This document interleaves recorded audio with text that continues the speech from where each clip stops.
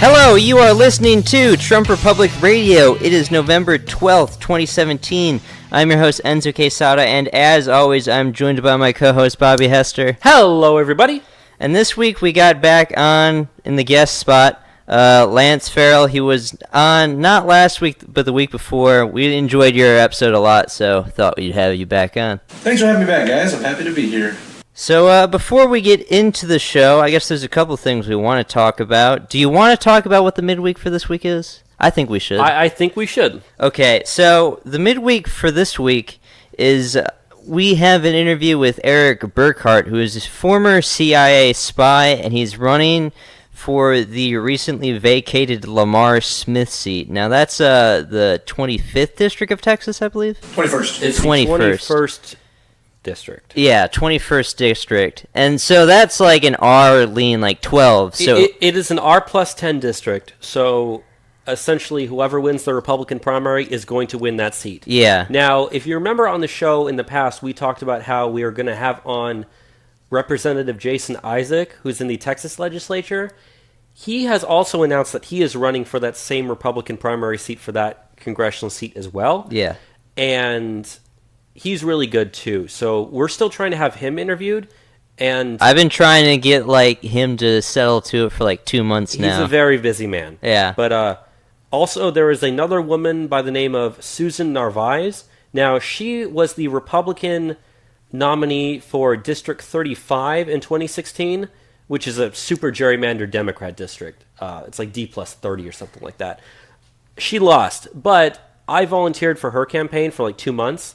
And what we're trying to do is have interviews with all three of them before the primary comes up in March. So whoever wins that district or that primary is going to end up winning in November. It's just a super Republican district. So we're looking forward to that, and keep an eye out for those interviews as well. Yeah. I guess touching on the other stuff that we have to talk about, we do have a Twitter that we started that, like 2 weeks ago now, at DJ... or it's DJT. It's at DJT Radio. Yeah. The link will be in the description below that you can look at for this episode. We also take the donations if you want to help us pay for hosting fees. We have that in the description as well. That's paypal.me/Trump Public Radio. Do you want to mention Gab? Yes, we now have a Gab account. If you're familiar with Gab.ai, it is the free speech alternative to Twitter. We are now on that. You can search us. Our name on that, I believe, is just Trump Republic Radio. Yes, it is. It's at Trump Republic Radio with underscores between each word. Okay. You can just search Trump Republic Radio. You'll find us. And then I guess we could mention we're also on PewTube. We do have listeners on there. So yes, we do. So PewTube is a free speech alternative to YouTube. It is PewTube. That is PEW.TUBE. The link will also be in the description below for that. We are personal friends. Well, I guess he's Facebook friends, but we know the guy who created that website. He's already been interviewed by CNN, so his platform is growing pretty fast. But all of our episodes are backed up on there. You can listen to that on there as well. So we're on a lot of different platforms right now. A lot of different ways to listen to us, including iTunes, Google Play Store, Podbean, which I'm assuming most of you are probably listening to that as well. YouTube as well. But speaking of iTunes, if you do listen on iTunes, if you could do us the grand favor of going on there and writing a review of the podcast. That helps the iTunes. algorithms on iTunes so we show up better for people when they search for things related to us. Greatly appreciated as well. Yeah. But with that said, let's get into the show now. Yeah. So I wanted to start off the show with what Trump has been up to lately, which has been the Asia tour. Now he's been on a 5 different Asian tour. He's gone to Japan, South Korea, China, Vietnam, and he's currently in the Philippines. Now, he started off the tour in Japan. He was there for 2 days. Do you have any thoughts on how he was received there, Bobby? The Japanese loved him.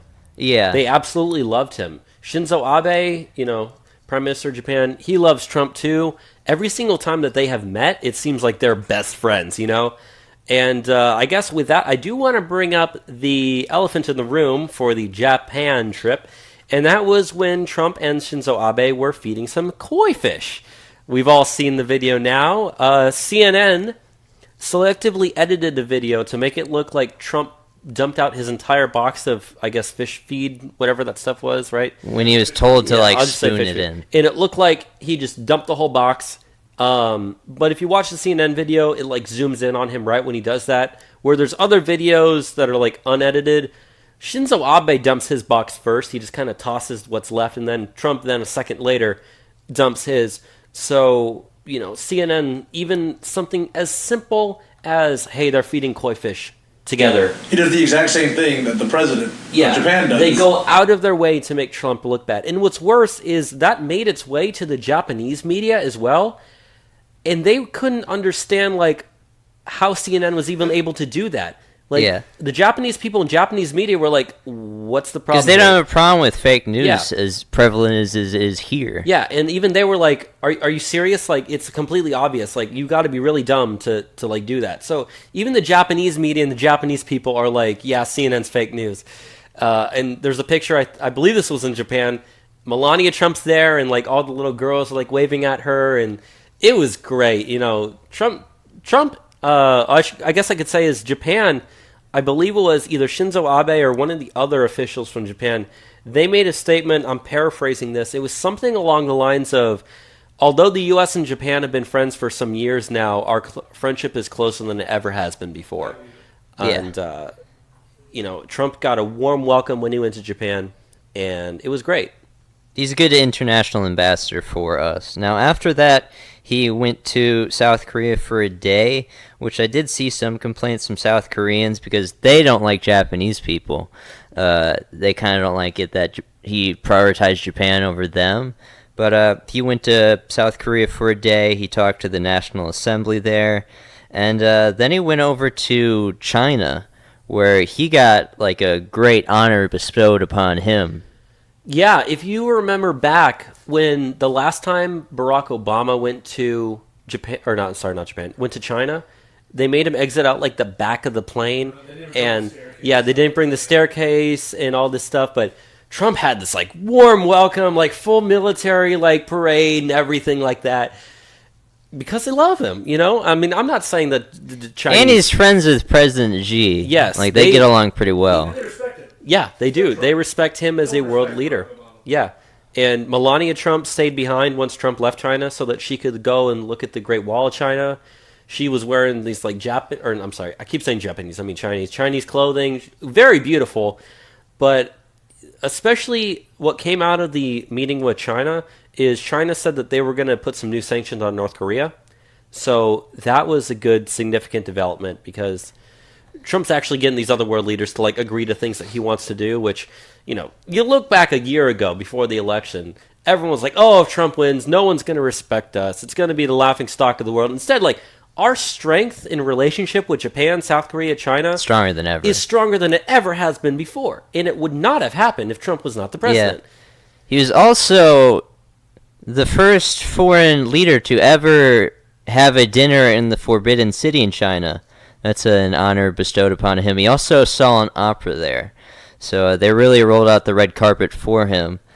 He then went on to Vietnam, where he spoke at the Asia-Pacific Economic Cooperation Summit.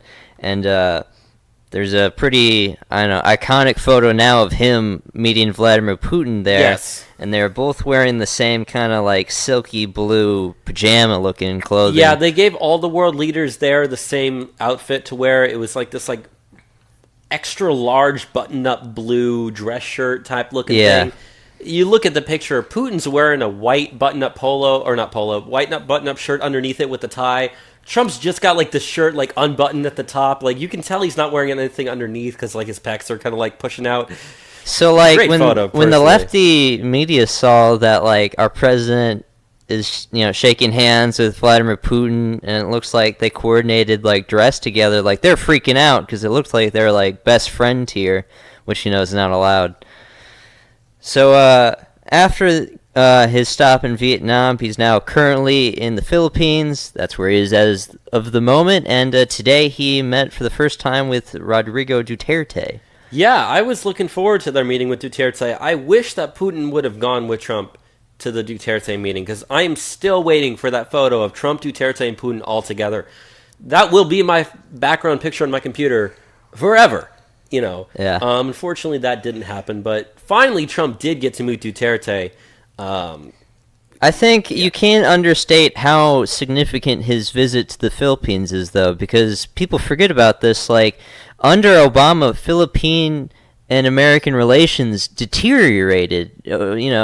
They hated Barack Obama. They're calling for the expelling of all American bases in the Philippines, to where, Trump and Duterte, they actually get along pretty well. So, and, maybe helping them airstriking some ISIS out there also helped, but I don't know. Good stuff. The tours looked pretty good. He's going to be back this week. Yeah, it's going to be great. And I guess the last thing that I want to mention coming out of the Asia trip is a tweet that Trump did. Oh, yes, last night. When I first saw this, I honestly did think it was someone putting a fake Trump tweet out there. Yeah. Until that I actually looked it up and I realized it was real. Greatest thing to ever happen, okay? So Trump tweeted out and he said, "Why would Kim Jong-un insult me by calling me old when I would never call him short and fat? Oh well, I try so hard to be his friend, and maybe someday that will happen." It's the funniest thing ever. Trump's going full, just making fun of everybody mode. He is the greatest shitposter to ever exist. He is. He is. There's no greater shitposter that will ever exist on planet Earth. He tweeted that out, last night, and it's been maybe, not even 24 hours, and it's at 471,000 likes, which I think is Trump's only, second or third most liked tweet ever, besides the gif of him beating up CNN, and then, one thing that I did, right after the election. So, yeah, this is definitely in the top 3, most popular Trump tweets ever. I love it, I thought it was pretty good. I was just this is insane. But, I'm not mad, I'd rather he be tweeting, insults at countries instead of, sending troops. So precisely. And the thing that I have to say about this is, when it comes to Trump's tweeting, us on the show, what we just talked about for the last 8 minutes was what Trump's been doing, strengthening our relations overseas, building relations overseas, getting other world leaders to do things that Trump wants, meeting with them, talking about trade deals, talking about sanctions in North Korea, actual, making progress to either avoid war or make our alliances with other countries great. You know what I mean? And the thing about that is, so much of the left just is completely convinced that Trump's illegitimate and that nothing he does is serious. You try to tell them what he's actually been doing, they don't care, But you show this tweet, that's all they think about for Trump's Asia trip is this tweet. Yeah. They see that tweet and they're like, impeach him now. And that's all they think about, okay? Whereas there was guys saying how this is going to start a war or something. They're pathetic. Yeah, whereas in reality, if you look at everything Trump has done in this trip, it's been an absolute success. Yeah. Complete success. No matter how you try to spin that, it's been a success. A tweet like this is just the icing on the cake in terms of my opinion. I think that's hilarious. And the thing is, China, which even China has said if the U.S. strikes North Korea without, North Korea striking first, China's going to side with North Korea. Yeah. They've said that. We understand that. And I understand that. I don't blame them for taking that standpoint. But even then, when Trump goes over there and he's like, hey, look, this is a dangerous threat to all of our countries. I want you to put more sanctions. And they're like, you know what? I completely agree. That's called diplomacy. That's why we elected Trump to be the president of the United States, to go over there and do things like that. And he's not going to lead you to a war via tweet, like you said. That's not going to happen. You think that's going to, like, World War III is going to start over Trump calling someone short and fat? Now, I completely think that Trump's Twitter does have the power to start wars, don't get me wrong. He wanted to. If someone got into Trump's Twitter, they could do some serious damage to the world. So thankfully, I think Trump's phone is the only device that even has his Twitter logged into it. And even then, I've heard rumors that they've told the White House staff to not respond to Trump tweets, like whether they be questioned by press or anything like that. Just ignore it and pretend it doesn't happen. Yeah. That might be fake news, but that's probably the best thing to do, because the last thing you need is some like low-level staffer mouthing off about Trump's tweets, and then the next headline you see the next morning in the Washington Post is chaos in the White House. Yeah. Definitely not what Trump needs right now. But to just summarize everything that I've been saying, successful trip to Asia. He'll be back in like tomorrow or a couple of days. Met with Putin, met with Duterte, met with Shinzo Abe, met with Xi Jinping, met with a couple other people. I don't even know who the president of South Korea is right now. Didn't the last one his name is Kwang. Kwang, because he's new, right? I believe so. Because Park was the old one, and like Park got removed or something. I don't know. I don't. Park was in South Korea. That's what I talk about, South Korea. Oh, I thought you meant Vietnam. No, I don't even know. I should know these things, but that being said, I've said everything that I want to say about his Asia trip. Yeah, it was good stuff. Let's move on to the update we wanted to do on the Sutherland Springs shooting, since it happened very close to where we are. Talk about close to home. I saw a woman commented on a friend of mine's Facebook post saying that her brother was in the church when it happened. I clicked on her profile, 3 mutual friends. So talk about close to home for us.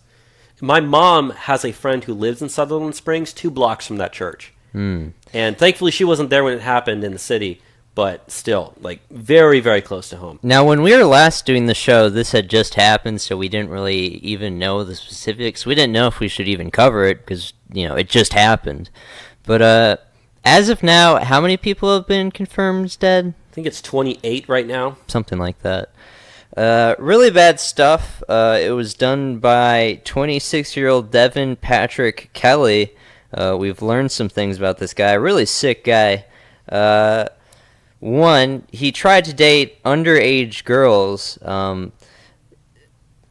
Apparently, they found out from the New York Post that when he was 18 years old and he was married at the time, he tried to date a 13-year-old girl and convince her to live with him and his wife as a topless maid. And she also claims that she was stalked by him when she was 13. He was also court-martialed for domestic violence. He was convicted for fracturing the skull of his infant stepson and assaulting his then-wife. He was arrested for animal cruelty, for punching a dog, throwing it, and dragging it.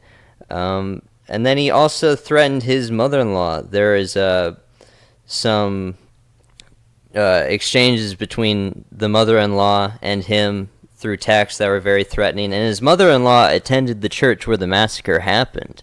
So maybe a connection to that, maybe not. Probably. Yeah. But, yeah, really crazy stuff. This guy, he didn't qualify to purchase a firearm. No, and he shouldn't have been. And that's where... I don't want to interrupt you here, but I guess I'll steal the narrative that we're going on here. He was in the Air Force, court-martialed, dishonorably discharged for assaulting his wife and assaulting his stepson. Domestic violence. Yeah. The Air Force failed to report that the way that they should have. Had they successfully done that, he never would have been able to buy the guns that he had. Okay? Yeah. And, yeah, they were legally bought. So for all the people that are out there calling for more gun control, calling for stricter background checks, this is an example of government incompetence or failure of a control system. Yeah, they think that bureaucracy is going to protect them. Like, no, this is a guy that fell through the cracks of bureaucracy. Exactly. And so, if you want to push a narrative that, like, we need to make sure this stuff doesn't happen, I completely agree. Go through the Air Force system, make sure, them and everybody else that's filing this stuff to, get you on those lists of, like, don't allow these people to buy guns. Make sure that stuff goes through. But if your answer is, make it so that more people get on those lists, which is what they're actually trying to do, is just not going to work and cannot happen. The other thing that I want to bring up regarding this issue, and I think this is probably the other angle that people like to look at this from is they're always so quick to blame the NRA and the pro-gun lobbies in Congress and everything like that, whereas the guys who actually took him down were both NRA members. Yeah. Who happened to have I can't remember if they said it was rifles, just guns in their truck. Who were like, shit, we got to go get this guy. So they hopped in their truck, sped after the guy at 90 miles an hour apparently, shooting at him from the truck and eventually killing him and stopping him. Okay, and that guy could have gone on to kill who knows how many more people. Yeah. Had he not been stopped by people who were legally owned weapons and were members of the NRA. And the one guy is standing there wearing like a Confederate flag hat the entire time. So there's, no matter what liberal narrative you take on this, the exact opposite in terms of the conservative narrative is what actually was the true case here. The good guy with the gun stopped the massacre. The good guy with the gun. I mean, they didn't stop the massacre because the massacre had happened, which, I've said this exactly. I've said this on the show. No matter how many people are carrying weapons or concealed carrying weapons, if someone goes in there with the gun and starts shooting at people, they're obviously going to get off a few shots before anyone's able to react. That's called an ambush. So you're never going to be able to stop the shooting from starting. What you do is you stop it from continuing once it has started. That is the entire point. It's also a deterrence because as they say, if you walk into a room full of people carrying guns, that's probably going to deter you from wanting to lift yours up and fire it off. Yeah. Because you're not going to live through it. Now, if you're trying to commit suicide but want to take people out, that's another thing. You wanted to look at the mental health aspect or whatever. I know the left is always like, why is it always a when a white guy does it, it's a mental health issue, and everyone else says it's terrorism. No, I mean, I consider this guy a terrorist. It was obviously religiously motivated. The guy was a militant atheist. Yeah. In all of his Facebook posts you go through, he hated Christians. He had many, many, many posts about how he was hated Christians and was an atheist, and I just repeated myself there. So, the definition of terrorism is committing violence, with a political or religious motive in order to get your desired result. If you're just snap one day and just go out and shoot 50 people, that's not necessarily terrorism. Okay? The entire definition of terrorism relies on intent, motive, ascension, and motive. This guy had the motive. He hated Christians. Now, like we said, his mother-in-law was at the church. Could it have been he's trying to kill her or whatever? I don't know. Either way, if you want to take the Christian aspect of this, you can easily throw this into the terrorism bubble. So all the lefties out there who are saying, why aren't you considering this terrorism? He's a white male. Why are you considering it a mental health issue? No, I completely agree with you actually at this point. He was a terrorist for that exact reason I said. One of the things that's been really bothering me that I've seen a lot since this has happened is, after these sort of events, we always have the moment where everyone's asking for prayers and whatnot, and so many people have been coming out on the left and saying oh, prayers aren't going to help, we need to actually do something about this. But it just seems so offensive when this is an event that happens in a church. You think the people that are victims would appreciate people praying for them? Yeah, they would. I mean, I'm not a religious person, but it just seems so needlessly vitriolic to attack people on their faith when this event was an attack on people for their faith. But, they're not very lovey-dovey people on the left. I mean, I hate to say it, but a lot of people on the left, in terms of his views on Christianity, agree with that guy. Yeah. Yeah, they do. It does come down to that to a degree. If this was an attack on a mosque, it would be completely different. Oh, yeah, they'd be like, we're sending our thoughts and prayers to the mosques, to the victims. That'd be fine then. Yeah. Because Christianity's a white male religion, apparently. Yeah. According to these people. It didn't originate in the Middle East or anything. According to the lefties, it is a white male religion only practiced by, NRA members, conservatives. Bible thumping, gun toting. Yeah. Cling to your Bibles and your guns, which, the people that stop this guy were the type that cling to their Bibles and their guns, just going to say that. But no, that's absolutely right. They attack Christians for their faith in defending other Christians. Blaming. Yeah, they are victim blaming. And I've been yelled at so many times when I tried to bring up in discussions with people about the war on Christianity in this country. They're like, yeah, but Christianity is still the dominant religion in the country, and people who are Christians hold the majority of the power here and there, and they have so much, so much influence on legislation and all that sort of stuff. And yeah, I completely understand that. But there is a war on Christianity in this country, especially during the Obama administration. And what I mean that is, even though it's little stuff like saying Merry Christmas, when people are like, oh, you can't say it, it's got to be Happy Holidays. You got to be politically correct. You can't say Merry Christmas. Little stuff like that, snowball effects, okay? So, like, I was saying this last year after Trump won. I saw more people last year saying Merry Christmas than I'd ever seen in years past. And it was entirely because of that. Because, you know, like I said, I'm an accountant. And we're doing auditing, okay? When you're doing auditing a company, you learn about the company. One of the most important factors to determine whether or not fraud can occur at a company is the tone at the top. If the tone at the top is okay with stuff happening, higher chance of fraud. Same thing here. The tone at the top of the country, since Trump was elected president, has been like, you know, I'm not even saying Trump is a Christian. I personally don't think he is. But he is standing up for Christian values in this country and Christians in this country like we haven't seen in nearly a decade. That's why I won the evangelical vote so heavily. Even being a guy who has the divorce past that he has the, you know, allegations of sexual assault that he has, swears the way he does, yet evangelicals still support him. Why? Because, you know, politically wise, he is on their side in terms of standing up and protecting them. Yeah. I mean, look at Justice Gorsuch on the Supreme Court. You can see some of the past things that he's made.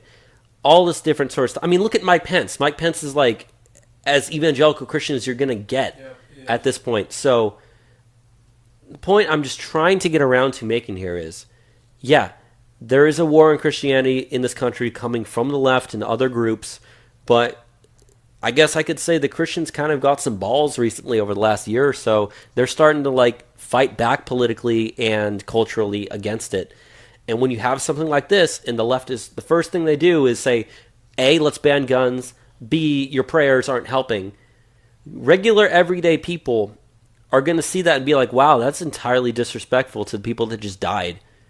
You know, like we said in the show, 26 or 28 people died there with the population that city had. 5% of their population died in that church last Sunday. Yeah, and these are the same people that will also do like the pray for France, yes, pray for this, pray for that. But the minute it happens to a majority white little town Christian church, all of a sudden prayers don't work. Don't insult us with saying pray for this. Like, you were a month or a year ago. You see a lot of people that are just like, these are the kind of people that voted for Trump. They deserve it. Yeah, exactly. That shit out, dude. They were literally like, oh, the small town in Texas, mostly white. I'm glad it happened to him. It was mostly Trump voters. Means they're racist. They don't even know if it was mostly Trump. They just assumed because it was a small town in Texas. Well, I mean, I can probably tell you, was. Demographically speaking. Yeah, I mean, true. Yeah, I mean, but still, it's like they get on to us for assuming things like, oh, a bomb goes off in Europe. Oh, these people assume it's radical Islam, and it's like, well, you guys get angry at us for doing that, but then you guys just go right back on going, yeah, these people deserve to die. Like you said, there's a lot of these leftists out there that genuinely have no disagreements with this guy that shot up the church. They really don't. They fundamentally don't disagree. I mean, look at the dude that did it. He was just your classic neckbeard atheist. Yeah. Like, they probably just don't really see him doing anything horribly wrong with it. They don't. It's like the shit they do with Stalin. Like, you ask a lot of these communists, like all the time, like, as long as it's their dude that committed mass murder, I mean, he had the right intentions. You know, it's the same with this. Yeah. And, you know, going back to what I was saying about just the disrespect coming from the left, you know, there's a story here about Representative Ted Lieu out of California. And this is like one of like he's a Democrat, super anti-Trump. And he did a really, really disrespectful thing. He live streamed a video to Facebook while the House of Representatives chamber was holding a moment of silence for the victims of the shooting. Holding up his phone, Facebook live streaming himself walking out on it in protest. Yeah. Of like not enough gun legislation or whatever the hell he was trying to do. Even though that wouldn't have stopped this. And he says, quote, I urge us to pass reasonable gun safety legislation, including a universal background check law supported by 80% of Americans, which that number is completely fake. We have background checks, too. We've seen the polls behind that stuff. That number, the left likes to use that number all the time, and it's not true. And says, including a ban on assault rifles and a ban on bump stocks. Assault rifles. Like, okay, people keep thinking this, like, they hear AR-15, they think AR stands for assault rifle. It doesn't, you dipshits. Assault rifle is a made-up term. Stop using it. Like, they say these, like, scary words out there to get people, like, on their side. You can buy, firearms that do a lot more damage than the AR-15. You can buy, its rate of fire is, like, it's a semi-automatic. It's as fast as you can fire any other gun legally. But if it's not spray painted black, it doesn't look dangerous, so we let that go. No, but you guys are forgetting the most important thing about the AR-15. And that's what you can put as a possible modification on it. Chainsaw. The chainsaw bayonet! Just like Gears of War, boys. I'm sure everybody watching this or listening to this has already seen this, but the USA Today ran a video about possible modifications you can stick on the AR-15. One of them, including, was a quote-unquote chainsaw bayonet that you could put at the front under the stock. I'm sorry, not on the stock, under the barrel. And, like Gears of War. Funniest yeah, exactly, just like Gears of War. And then they go on to say, quote, to clarify, the video shows both the shooter's modifications as well as other possible modifications. The shooter did not use a chainsaw bayonet. What the hell is a chainsaw bayonet? What was the point of putting it? It's like the ultimate fear-mongering. It is the ultimate fear-mongering. And I've seen, Be afraid of this scary attachment that can be put on the AR-15. Does that even exist? I mean, honest question, does that even exist? I mean, if you the bayonet YouTube has it... been outdated for, like, a long time. There hasn't been a real need for, I've read historical documents back, even in the Civil War, they were talking about how, like, this really isn't as necessary as people think it is. Like, the bayonet, especially with modern weapons, is all fear-mongering. That's all it is. No, to use the Civil War argument, if you ever seen the movie Gettysburg, when they're doing the Battle of Little Round Top, and Chamberlain calls bayonets, because he's like, hey, we're going to do a bayonet charge. Everyone looks at him like, what the hell? Yeah. Like, are you serious? And that was in the Civil War. So, yeah, I completely agree with you in terms of, like, bayonets and... Just like a chainsaw bayonet's, like, unneedlessly, like, dangerous to use. Exactly. Like, your hand's near it. Too and shit. Like, I gotta rev this thing up. Like, it's not like Gears of War where you just hold B and it's like, you would have to, like, rev it up and then, like, it's heavy and it's so stupid. It would make firing the gun weird. How is it even holding a human being is not easy either. Like, to actually, like, it's gonna dig into you and, like... Do you know from experience, Lance? You don't have to answer that question. But no, seriously, like, I saw so many memes coming out about this, like, people made fun of it. Really good ones. And they were really, really good. Within, like, 20 minutes of this thing happening, like, I love the fact that stuff goes viral so fast nowadays. There was ones that was, like the attachment of the USS Kitty Hawk and just a battleship underneath the gun. People had, like, flintlock pistols. They're like, for when you go and do your duel with someone, but then you really want to make sure you win. Yeah. I just love how the USA Today actually had to clarify the shooter did not use a chainsaw bayonet. Like, just to remind you guys, he didn't actually use, as if the people reading this are like, holy shit, the shooter had a chainsaw bayonet. Like, that dude is hardcore. Quote unquote possible modifications. Like, they start off with, like, reasonable stuff, like a small pump shotgun, which do exist. Okay, yeah. Grenade launchers, which do exist, but are illegal. Foregrips, stuff like that. Flashlights, little stuff. Is a foregrip supposed to be scary? Like, because you have an angled grip that makes the gun scarier or more... Yeah, it makes the bullet do, like, 10 times more damage. But then, all it does is reduce your recoil. That's it. They showed, like, it with the grenade launcher attachments, and, like, you can't legally get that. Yeah, like, CNN had the video where it showed, like, the fully automatic gun with a grenade. It's like, okay, guys, like, you guys... The people that literally have never fired a gun are writing these articles about gun control. Like, they've never even seen one of these weapons, much less fired it, and they're going, you know what, we need legislation on this and that. And that brings a good point. This is going to be slightly off topic, but I'm actually going to agree with the left about something. You know how they always say, like, why is it that a majority of Congress is men making decisions about women's bodies? Yep. Yeah. I should say, why is it that people who don't own guns are making gun legislation? Yep. So let's take that to its logical conclusion.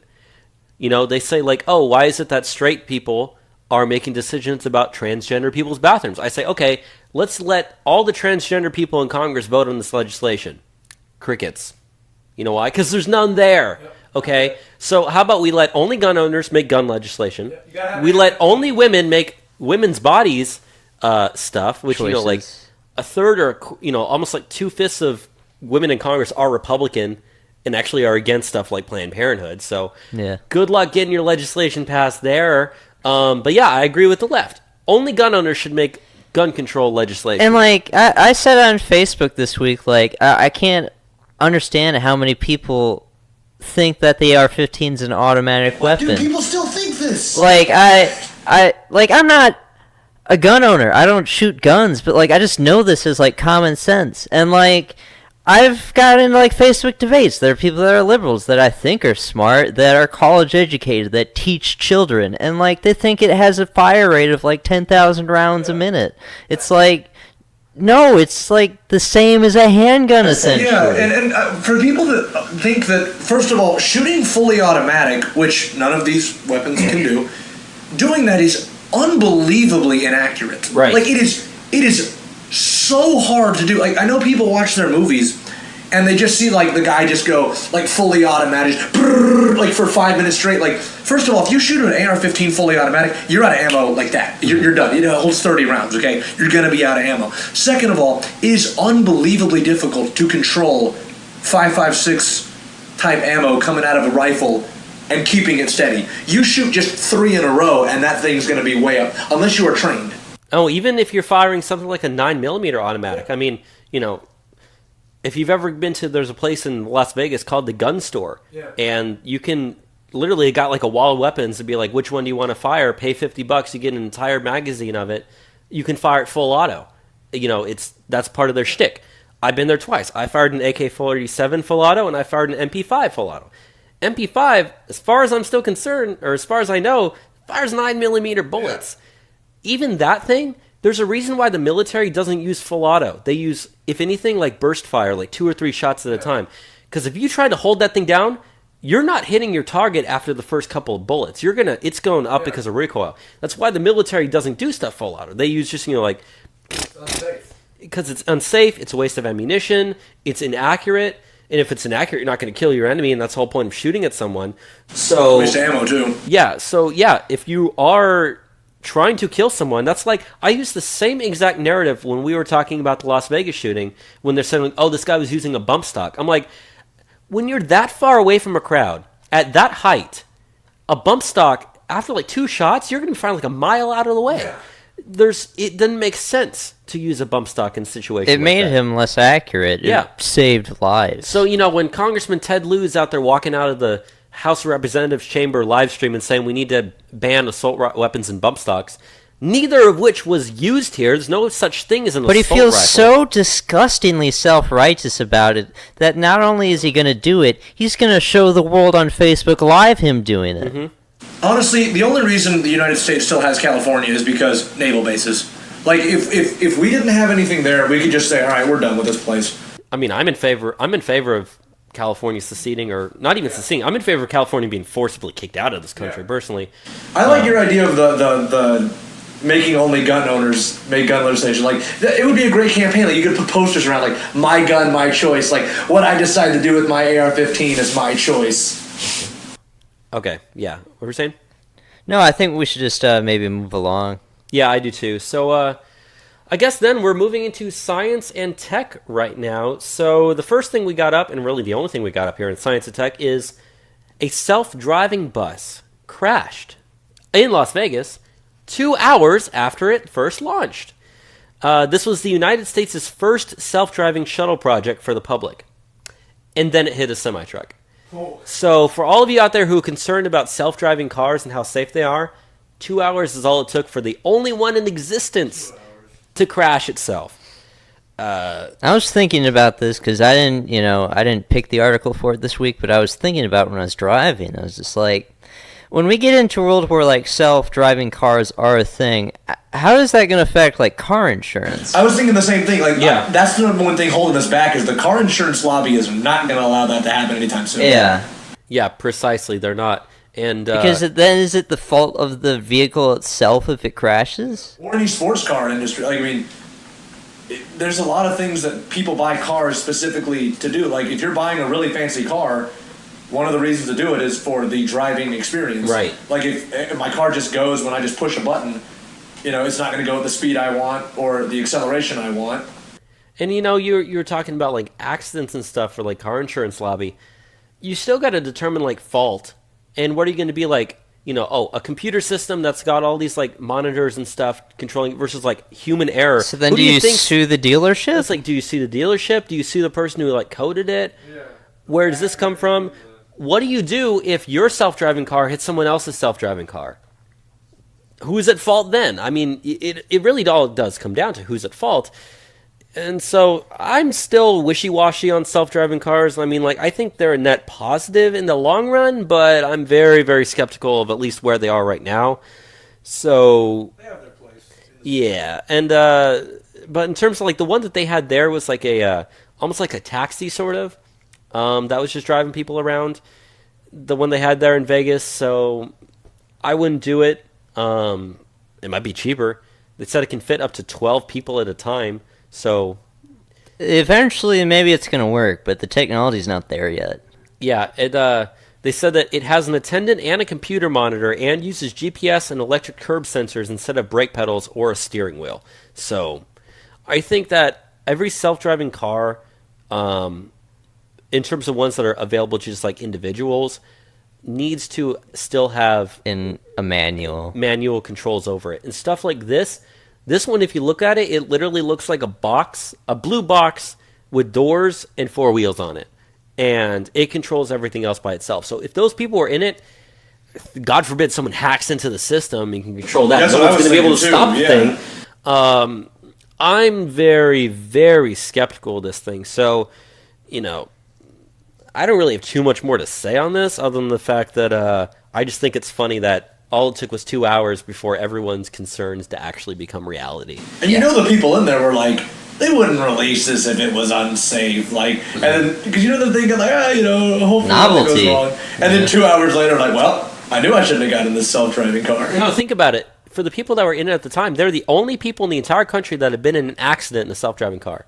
So you can tell that to your grandchildren. Because there's going to be more in the future. We know that. You can say you were the first. And right now, you're the only. Like, you go on your Twitter bio, you can be like, I was in that car. I was one of the only Americans to be in an accident with a self-driving car. Verify me, Twitter. But yeah, I just think that's a funny story, even though it didn't say if anyone was hurt. I don't think anyone was hurt. Probably wasn't. But it definitely doesn't bode well for the company that made that, or other companies too, because they get dragged down with this as well. I know Tesla's trying to make self-driving cars. Uber said they want to have a whole fleet of self-driving cars. So, all the immigrants that they have that are running over people in New Manhattan aren't going to be able to do that when there's no more people working for Uber because it's all self-driving cars. So, yeah. Until ISIS hacks Uber and then has their own fleet of self-driving jihadi cars.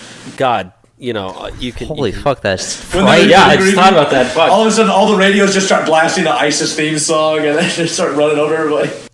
Oh, God. Play the ISIS theme song right now. It's actually a pretty badass song. It's called They're Crossing of the Swords. Yeah, and like, no joke, it's actually pretty good. I'll give them the theme song. It's actually pretty good. No, if you really want to screw with people, go somewhere like a... Go to your downtown your city at night in like the bar district, and just like late at night, just roll down all your windows, play that music really loud, and just start shouting Allahu Akbar at people. Like, you'll get freaked out. No, if you really want to freak people out, try to stop the car. I know I'm getting off topic here, but I just want to say this. Stay on topic, Bobby. Trust me, this is important. For as much as the left likes to say that they're not racist, they're not bigoted, they don't want to judge people by their cover, go into like anywhere where there's a bunch of leftists gathered together. So like, I don't know, like where's somewhere a bunch of leftists gathered together? Coffee shops. Go to a Starbucks. Dressed in full like Saudi king regalia type clothing with a black backpack. Throw the black backpack at a wall and shout Allahu Akbar as loud as you can. They had this prank videos. I know, that's what I'm referring to. All those people are going to freak out and run out of the room. Tell me how racist they really aren't. Okay? And so, yeah, I am concerned that at least I could say the weaponization of self-driving cars. Because people talk about like the weaponization of drones and whatnot. But the weaponization of self-driving cars, I think, has the potential to do a lot more damage. Because then you're right. ISIS can just use their self-driving car to start running people over in New York City. And then you start to investigate it, and by then they've, bleach-bitted all the software that they've used for it, and they've got out of town, so... Or you say something against the Clintons, and all of a sudden your self-driving car just happens to drive into the lake. Precisely. And so... there is a lot of concern here, and I'm sure that all these concerns are being addressed by the people who are making these things. I'm fine still driving a car. I don't want to deal with these problems. Yeah. I love driving. I don't trust a car. Like, if I was in a city, it's like, okay, like a self-driving car can take me, 5-10 miles an hour, maybe like 30 at some point. But like, if I'm on the highway going like 70 and I'm just kind of sitting there like, well, I hope my car doesn't crash. Yeah. I don't want to do that. But there might be generations of people in the future that just never even have to learn to drive a car. I mean, that's happening now in Europe, though. There's And a lot of places in Europe that they just ride say you're bikes. commuting and you have a self-driving car, you can just go to sleep. True. And then you can live an hour away from where you're going. You'll wake up ready to go. Yeah. I don't know. That's, you have to weigh it out, but the technology's not there yet. Right. Want to move into some immigration? Let's move on to immigration.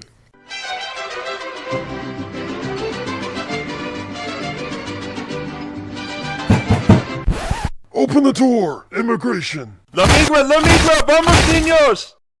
This week in immigration.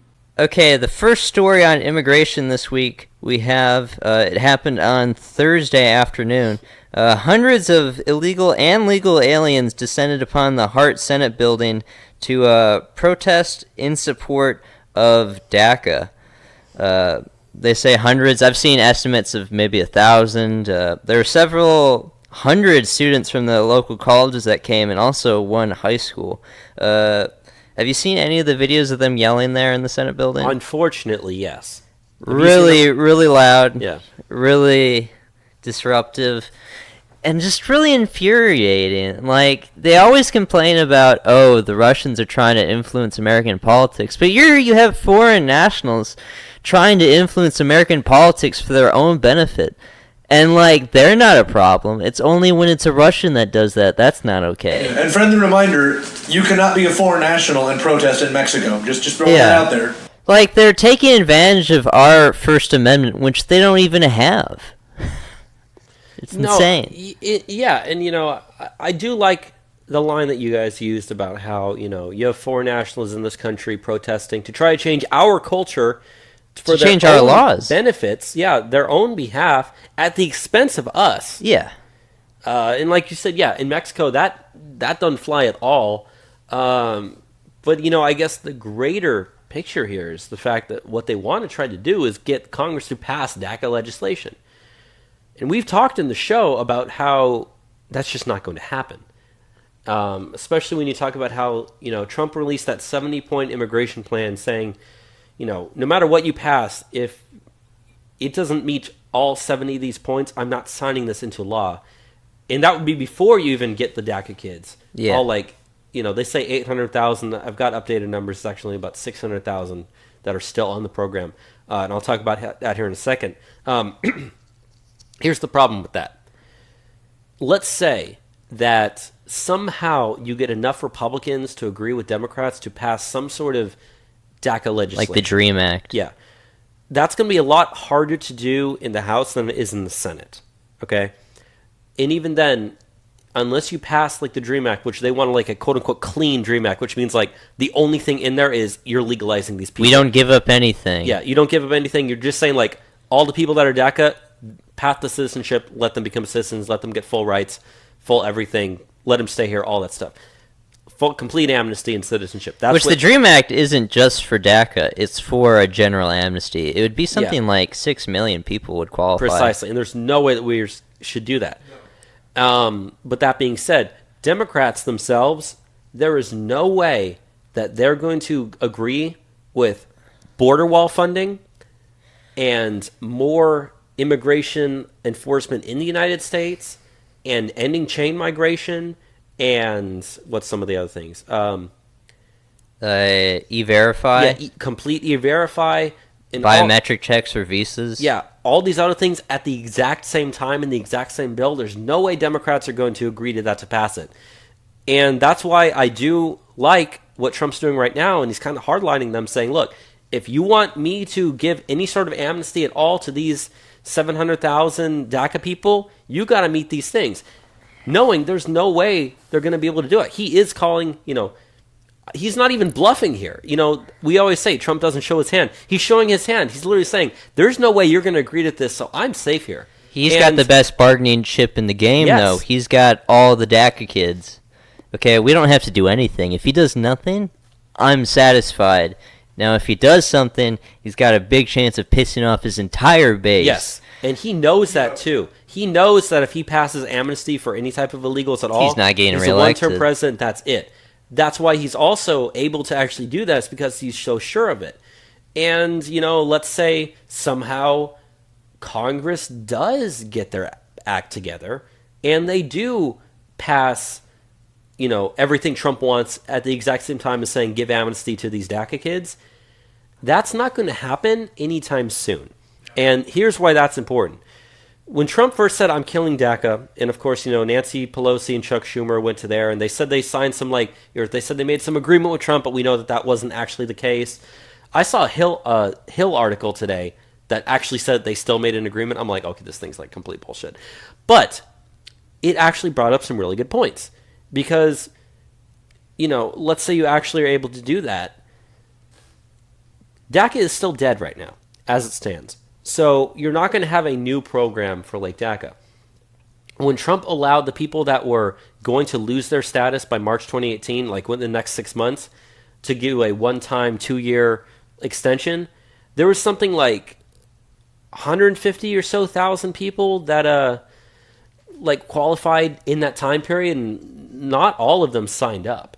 And they said that, this is numbers from the Migration Policy Institute, they said that as it stands right now, beginning in March of 2018, only 915 of the estimated, they like to use 800,000 as a number. Yeah. That's how many there were. As of right now, there's only just under 700,000 actually in the program. So if we're going to start referring to that number, it's 700, not 800. Just going forward, just make sure you know that. Only 915 are going to lose their status in March 2018. And those are people that have not renewed, okay? And remember, nobody else can renew at this point. Yeah. So everyone's closed. So everyone that loses their status after March 2018 loses their status after March 2018. And that renewal is for 2 years. Right. Starting in March 2018, by March of 2019, the number of people per month that are going to start losing status, 50,000 per month. By the time it hits March 2020, that number is 0 left in the program. And that's if they don't pass some DACA legislation. Here's the thing also, though. If they try to pass any sort of DACA deal in Congress, and let's say it's like July of next year by the time they get around to doing it, you're not going to be able to grandfather in the people that have already lost it, because we're going to try to deport them as quickly as possible. At least I hope we do. Yeah. You're not going to be able to grandfather those people into that program, which means the longer it takes Congress to do that, number one, the less people that it's going to actually affect. And number two, the greater chance it has of failing. Because the whole point of them doing this, their priority is we got to save these DACA kids. Yep. So if there's like only half as many DACA kids in there, what's your incentive to saving the 3 people who are still left in the program? You're not. You're like, shit, we got 700,000 people in this program. We need to act now. A year from now, it's going to only be like 400,000. 6 months later after that, there's only going to be like 100,000 left. So their incentive goes down, and time is on our side at this moment. And, like you said, the bargaining chip is on our side. So, all in all... And also, it diverts their priorities. Okay? They have limited time as members of Congress. Okay, when they're spending their time trying to take care of the foreign nationals, they're not taking care of their own constituents. They have to prioritize their time in such a way. And, you can expose people for doing so. You've seen some backlash with that. A lot of Democrats are actually pushing back, saying you promised. I forgot who it was. It might have been Maxine Waters, but they were pushing back, saying you promised jobs for the black community, and we can't get jobs because we don't speak Spanish. Mm-hmm. And they're pissed. Yeah, and you see, the illegals in this country and, the DACA kids, they're not chanting "Save us, DACA." They're chanting, all 11 million, they went to the Pelosi thing. So, when, like we said, yeah, exactly. The Nancy Pelosi thing, they were chanting, all of us or none of us. I'll take that deal. None of you, goodbye. Good guy, you're gone. What's also good, too, is, all these DACA people, they're all like, America was never great. The USA and all this bullshit, how much the USA sucks. Here's your free ticket out. Goodbye. Like, leave. Like, this is the way. Like, this is your free ticket out. Like, you are now getting deported back to the country you think is so much better. But only these people will bitch about how horrible this place is, and then the minute you say, okay, well, you're getting deported, they say, no, don't send me back. Don't send me out of this horrible place. Like, what? Yeah, exactly. And, there's some polling out by the Morning Consult and Politico, and this is actually really interesting. So it seems like Democrats in Congress, like, their priority is, like, DACA right now, or at least stopping Trump's agenda. Yeah. And every time anyone brings up anything immigration-wise, like, they bring up, like, the DREAM Act and all that sort of stuff. A new poll by Politico and Morning Consult, just only 29% of Americans said that saving DACA and giving them, like, a pathway to citizenship was actually a priority right now. That's dropped 10 points among Americans since September. Okay? So there's been a dramatic fall off. Remember, it was in September when Trump announced, I'm ending DACA. Yeah. That's dropped by 10 points. So that was at like 39%. Almost 4 in 10 Americans thought, this is a priority, we need to save this. Now, it's only less than 3 in 10 Americans think this is a priority that we need to save these people. They got the party breakdown on that poll, don't they? I'll tell you the party breakdown here in a second as I get to it. I mean, that's still a problem if 3 in 10 Americans think it's a priority. But here's the thing, though. I'm just going to read from this article here. Even among Americans who are Democrats, support for an amnesty for DACA illegal aliens has fallen to less than 50%. Only 44% of Democrat voters said giving amnesty to DACAs, or giving amnesty to the DACA people needs to be a priority of Congress. Back in September, when Trump first announced, among Democrats, that number was 53%. So even among Democrats, that's dropped by 10%. That 10% translates to millions of voters out there. And they said among Republican voters, a DACA amnesty has dropped 28% in September to a mere only 19% today. So still then, 1 in 5 Republicans thinks that we need to, like, save these DACA people. That's not good. But let's say that's 20% down 30%. That was like half of Republicans back in September thought that we needed to save DACA. That's crazy. Now it's down to less than 20%. So that shows that the Republicans have come around on this. I would like to know how they worded that question in the poll, though. I would too. Because there's no way in hell that there are that many Republicans that are saying this is a priority, even at that low number. They probably worded it in a way like, do you want Trump to genocide all Mexicans? And they were just like, no, and then that counts as doesn't want to get rid of DACA or something. I actually have the question. Morning Consult actually is pretty good in the way that they ask the same question over time. They don't change the wording. It says, quote, how important of a priority should it be for Congress to pass a bill that grants young people who are brought to the U.S. illegally, often with their parents, protection from deportation? And like we said, back in September, that was 39% of Americans said that should be a top priority, down to only 29% today. However, the underlying there of it should not be done at all, which is pretty much, where we stand. Yeah. Was at 12% in September, 15% today. So that number has actually not really changed. Yeah. What has changed is the people who think it should be, the people who are saying it should be a priority to it's really not that important, compared to us saying don't even do it at all. I would like to know what else these people prioritize in their lives. There was also a drop amongst independents. Yeah, there was. Let me see if I can find this in the article. Are you reading the same article that I'm looking at? In September, it was 35% of independent supporters thought that DACA was priority. Today, it's only 23%. And if you notice, the independent numbers and Republican numbers tend to usually be pretty close. And we've seen that, back even like last year, everything that went from like for independents was pretty close to Republicans rather than Democrats. It would be slightly farther, a little bit to the left, like, by 5 points or so. But when you have a partisan breakdown of like 80% of Democrats do something compared to like 10% of Republicans, it would be like 20% of independents. So, and I kind of bring this up when you look at like polls that show that Trump's underwater by 20 points with independents. No, Trump won independents by like 10 points this election. There's no way people flip. Same thing goes here. You add up Republican voters and independent voters, that wins you elections. Yeah. That's why this number is down to less than 30% overall of Americans. Yeah. Whereas in Congress, you think that that's the only thing they care about. That and derailing tax reform. We didn't even talk about tax reform in this episode, which we could have.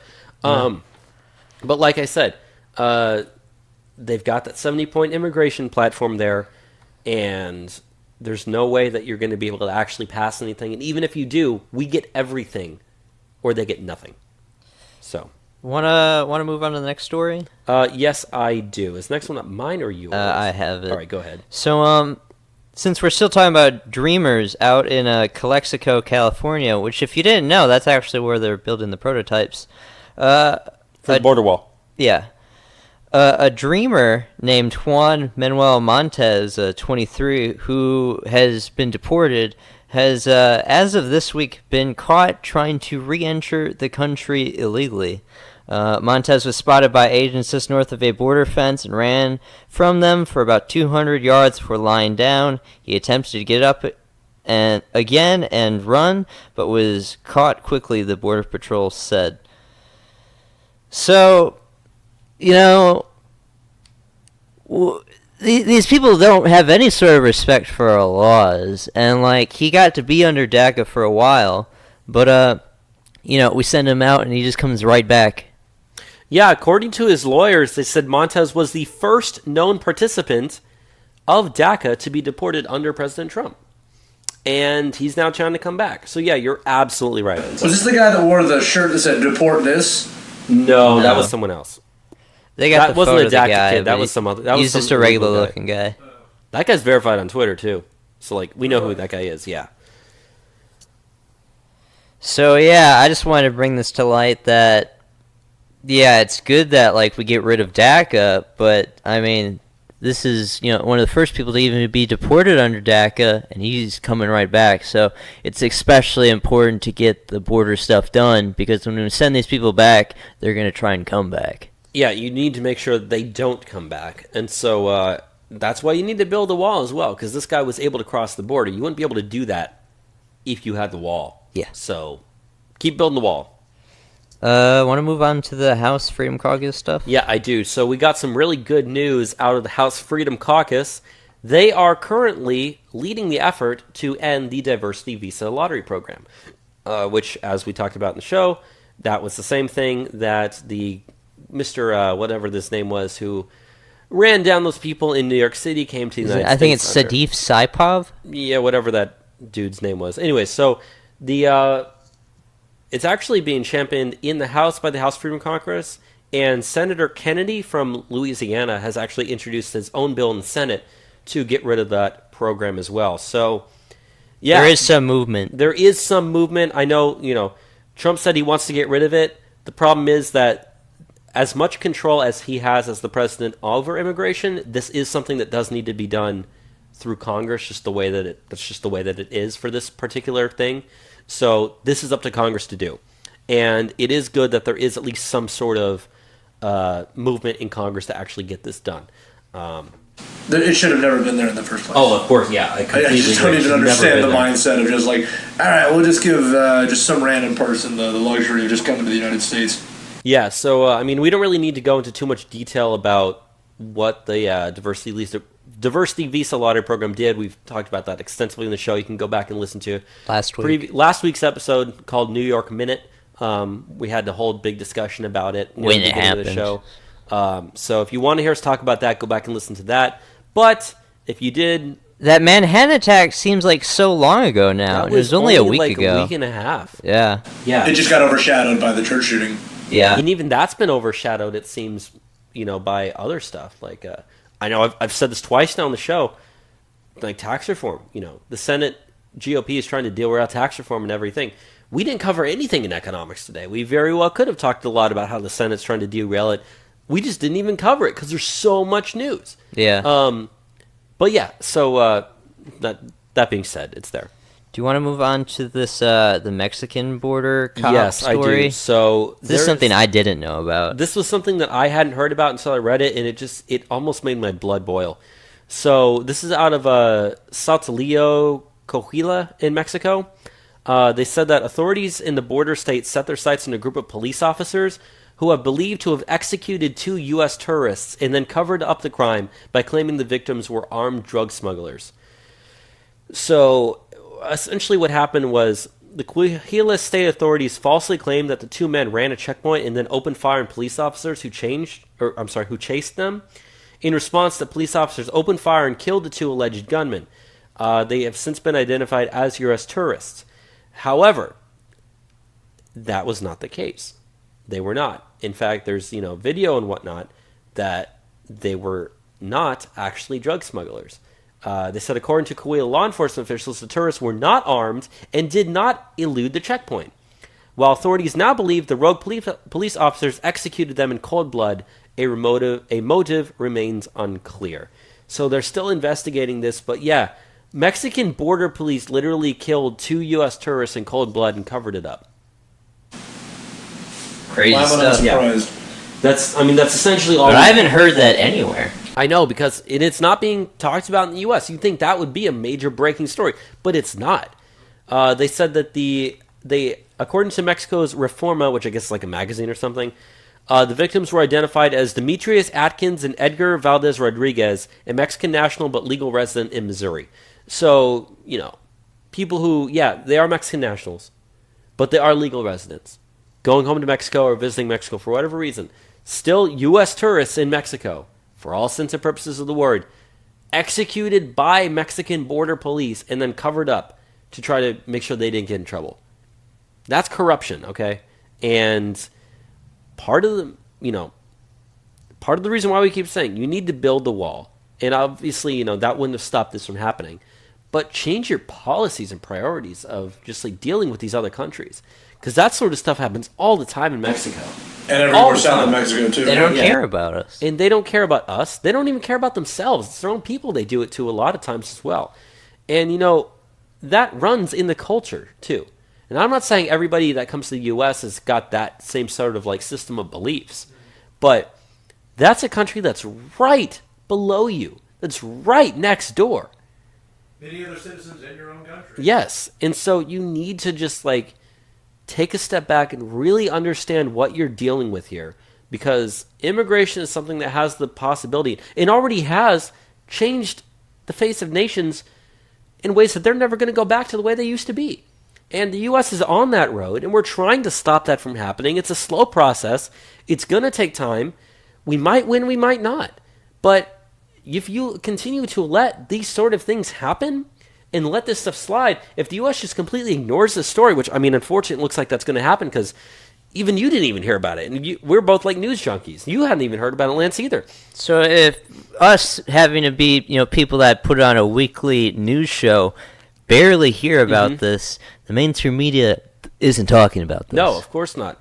And, who knows how many of other things like this have happened recently as well. We'll never know. So, I guess the point I'm trying to make is just be careful. Don't go to Mexico. Definitely don't go to Mexico. If you do, don't go south of the U.S. border. Like, nothing down there is worth going to.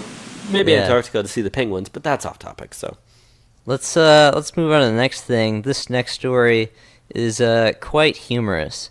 So this next story takes place in the city of Burien, Washington. It happened on Thursday. A letter contained allegedly the home addresses of every single illegal immigrant and listed the crimes that they allegedly committed dating back to 2008, and it was sent to every single citizen in the city. This is something done by an organization called Respect Washington, a statewide activist group that seeks to stop illegal immigration. And this was in response to the removal of the first proposition that they're going to have on their November 7th ballot that denied them the ability to vote to remove their sanctuary city status.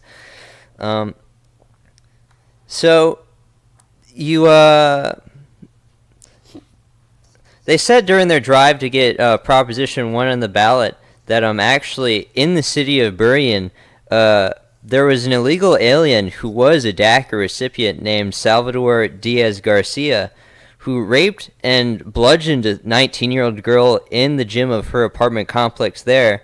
And, the news media didn't even cover it happening. They didn't release that it was an illegal alien that did it until a month after it happened. Jesus. So, and now they're not even allowed to get rid of their sanctuary status. So, Respect Washington went out of their way and just doxed all of the illegal aliens in their community. If you're wondering where Burien, Washington is, it's just north of the SeaTac airport. So if you understand your geography, it's just south of Seattle, north of Tacoma. But, like, okay, so I've brought this up many times. Like, this lady that died because of the Salvador Diaz Garcia, that guy wouldn't be here if President Obama didn't do the executive order that gave them DACA to begin with. So, you know, that policy is responsible for the death of American citizens. And, you know, the government officials, they're not even letting them get out of the circumstance which, you know, makes them a haven for these kind of people. Okay, sanctuary cities are places where illegal aliens go because they know that the law is not going to be harsh on them. The sheriff out there in Kings County, which is where Burien is, he says that their letter circulated by Respect Washington was unfounded and inciting fear. But, you know, to me, like, they do have a right to fear. Yeah, you should. They do have a right to fear. I mean, demonstrably something grotesque happened because they're a sanctuary city. You know, a DACA recipient went and killed a lady. Why should you not fear that? They always try to make it out that you're like some sort of like pussy or wuss if you like have these fears of these things happening, but they demonstrably do happen. Yeah, you're just paranoid. You're just paranoid. Like, well, yeah, I'm paranoid because it happens. Yeah. Precisely. And it's just like, and then they'll try to come at you with statistics like immigrants commit less crime than Americans, which they always include legal with illegal. They never separate that. That's why the rate's lower when they show you that. If you actually like control for these things, they commit something like 3 times as much as native, which is why they never let that stuff out. But it's crazy, you know. They try to say like, oh well, the native population's more dangerous than these people. No, it's not even close. One, that's not true, but because X is more dangerous, why does increasing Y make that okay? Mm-hmm. It's not a logical thing, but it's not a matter of logic to them. It's a matter of these people are more important to be here than you. They have a right to be here for some reason. It's because they vote Democrat. Yeah. That's their right to be here. Is they vote Democrat. So yeah, good thing on Respect Washington, what they did out there. Pretty funny that they exposed every single illegal alien in the city. Hopefully, I don't know, people got mad about it. Yeah, and I guess from there we can move on to the next story, which is similar in terms of the narrative that we wanted to continue talking about. Yeah, this next story that we have here was actually something you texted me, Lance, that guy on I-35. Which is funny because you read through the article KXAN, which, I mean, I read through KXAN a lot. It's very biased. It's pretty fun. They put at the very bottom that this guy, that he has an immigration detainer. The very last thing. But, yeah, this happened last Saturday. It was a guy with an assault rifle. Rolando Martinez, 25, was charged with aggravated assault with a deadly weapon, second-degree felony. 4 people, including a 7-year-old girl, were hit. The child remains in critical conditions.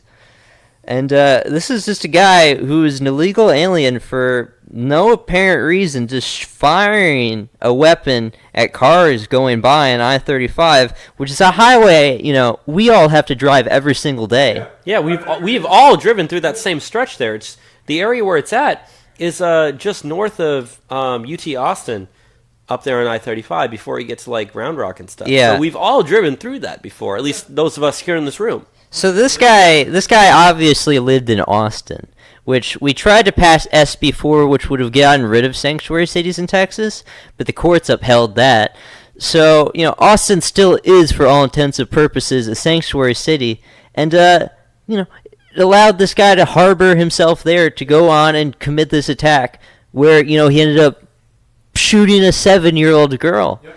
And if the guy wasn't here, this wouldn't happen. Like, they always try to say, oh, if we can pass gun legislation that can save one life, it's worth it. But if we can pass any sort of immigration legislation that would save a life, they're nowhere to be seen. And there's a lot of casualties from immigration that I can point to personally.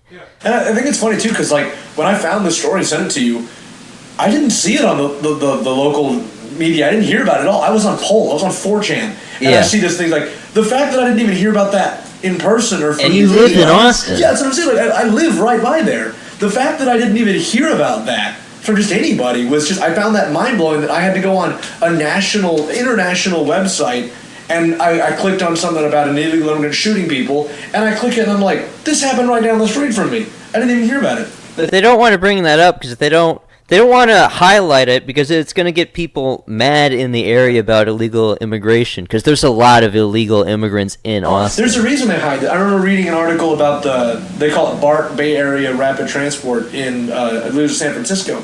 And they always try to hide this kind of thing. They won't release the subway footage because they say it'll make people racist. Because guess who commits most of the crime on the subway footage? Of, robbing people and all the other things. They won't release it because they say, that'll make people too racist if we release that it's mostly illegal immigrants and non-white people. That's the world we live in. You're just not going to hear these stories, but you'll hear all about, other stupid stories. And that's the price that we're paying for illegal immigration in this country. People are going to continue to die when they commit more crimes. Yeah, American citizen just shot and killed 29 people in a church. We couldn't prevent that. He's from this country. You can't prevent that. But this guy, you could have prevented this. That 7-year-old girl, if she ends up dying, you could have prevented that. The other people who are hit, you could have prevented that. And there are so many more people just like that. And like you said, it took you going to an international website to find something that happened in your own city. Yeah. So how many other stories are happening in our own cities that you're not hearing about with similar situations to this? All in the name of protecting illegal immigrants in this country. And people are going to continue to get hurt. People are going to continue to die. In order, before enough people wake up to realize that, like, this is a problem in this country and we need to deal with it. Thankfully, that number is growing in very large numbers every single day. And our side does have the upper hand and we're winning right now. But there's still a lot of hurdles and obstacles in our way. And even though we're running down the track and we're trying to jump over all of them, occasionally we do trip and fall. And when we do, we get ourselves up, brush ourselves off, and we keep running and we keep jumping. That's the only way that you're ever going to reach the finish line right now. If you skin your knee, you say, I will worry about that once I'm done with this race. That's when I'll see the doctor. Don't stop halfway through. Yeah. Wanna move on to the last thing we have for immigration? Yeah, go ahead. I have it as well. Kind of bad news, but we wanted to put in there so this is actually happening. The Border Patrol is losing agents faster than it can hire them. The U.S. Border Patrol is losing agents faster than they can hire them, according to a new audit released Wednesday that said competition with other federal law enforcement and the difficulty of passing a polygraph test have sapped the agency of nearly 2,000 agents it's supposed to have. More than 900 agents leave each year on average, but the Border Patrol only hires an average of 523 a year. A government accountability office, the Government Accountability Office said in a broad survey of staffing and deployment challenges at the key border law enforcement agency. The law requires the agency to have a minimum of 21,370 agents on board. It has just 19,500 agents as of May. That's an even bigger problem when stacked up against President Trump's call for hiring of 5,000 more agents to reach a workforce of 26,370. Managers blame everything from remote working conditions to competition with the U.S. Immigration and Customs Enforcement, the Interior Immigration Agency that's also staffing up for difficulty in filling out ranks. Yeah, so, when you first hear, Border Patrol is losing agents faster than they can hire them, the first thing that comes to your mind is a bunch of people are quitting, whereas that's not really the case. Like they said here, an average of 900 agents leave each year for finding new jobs, retiring, other sort of stuff. They don't want to live on the border. Yeah, don't want to live on the border, want to just do something else. Average of 900 a year. So that's going to happen no matter how good a job they're doing, no matter how much, Trump respects the Border Patrol, you're still going to have an average of 900 a year. The problem I see here is in that very first paragraph. Part of the reason is competition with other federal agencies and the difficulty of passing a polygraph test. It's hard to become a Border Patrol agent, especially nowadays, with how difficult we've made it. Okay? Yeah, Trump wants to hire 5,000 more people. That's all good and great. But if every person who applies isn't able to get past, the standards in order to get it, you're not going to be able to hire those people. So this is a problem that actually, if you look at it, they say it's required to have a minimum of 21,370, but it had just 19,500 in May. If you have 900 on average leave each year, but you only hire about 500 each year, you have a net loss of about 400. Okay, you're down by over almost 2,000. That's several years worth of problems. So this isn't something that's new. This is something that's been going on for a while, but is only now coming in the forefront now that the Border Patrol has stepped up their game and we want to hire more people into it. So I just thought that's worth mentioning as well. And they do more advertising for the Border Patrol. Like they do the military. I don't know how old you have to be or if you need any qualifications, but honestly, if they just had a bunch of because military people always go to high schools and whatnot. Yeah. Try to recruit people. That's what they should do for Border Patrol. Just say, hey, you guys want to come? You can still stay in the United States, and here's what the benefits are and whatnot, and then they can recruit people just straight out of high school. Yeah, I was going to say, especially what you said about the benefits. You still get government benefits if you work for the government. And as much as I don't like government a lot, there's not much better than government benefits. I'll tell you that. Yeah, because sometimes the pay is not that great, but the benefits are well worth it. Yeah. If you're straight out of high school or hey, even college, and you need a job, and a lot of times you graduate with a degree, you can't find a job. Border Patrol is not that bad of an idea, especially if you live in a southern state or you just want to go to a southern state. I don't know. Especially if you're a single person, a male, and you like to work out a lot. And if you're one of those three things, and you're like, I've thought about maybe going in the military. I'm not really sure what I want to do with my life. Or let's say you want to go in the military, but you're unsure about it. You're just, maybe you don't want to get deployed or anything, but you still want to serve your country somehow. Yeah.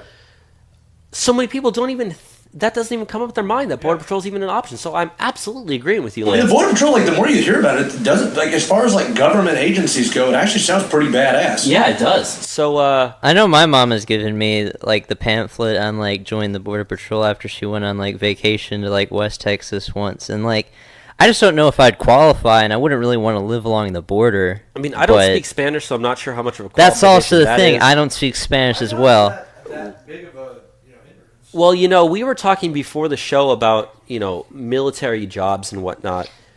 A majority of military jobs aren't out there on the front lines holding a rifle. It's sitting behind a desk. You don't need military experience to join the Border Patrol. So the same thing is for Border Patrol. A majority of those jobs aren't going to be out there hunting down, driving the trucks, standing in the hot checkpoint in the middle of the desert, checking every person's IDs, asking them if they're a citizen.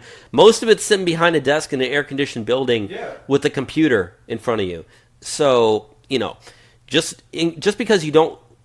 I'm looking at the Border Patrol website right now, just the career section. Yep. You can be, your standard Border Patrol agent, the guy who's driving around watching people. Mm-hmm. You could also be, a CPD officer, which are, when you go into the checkpoints and you check people, which I have a funny story that I don't really want to go into. My experience. Don't tell that story on the show. I won't tell it.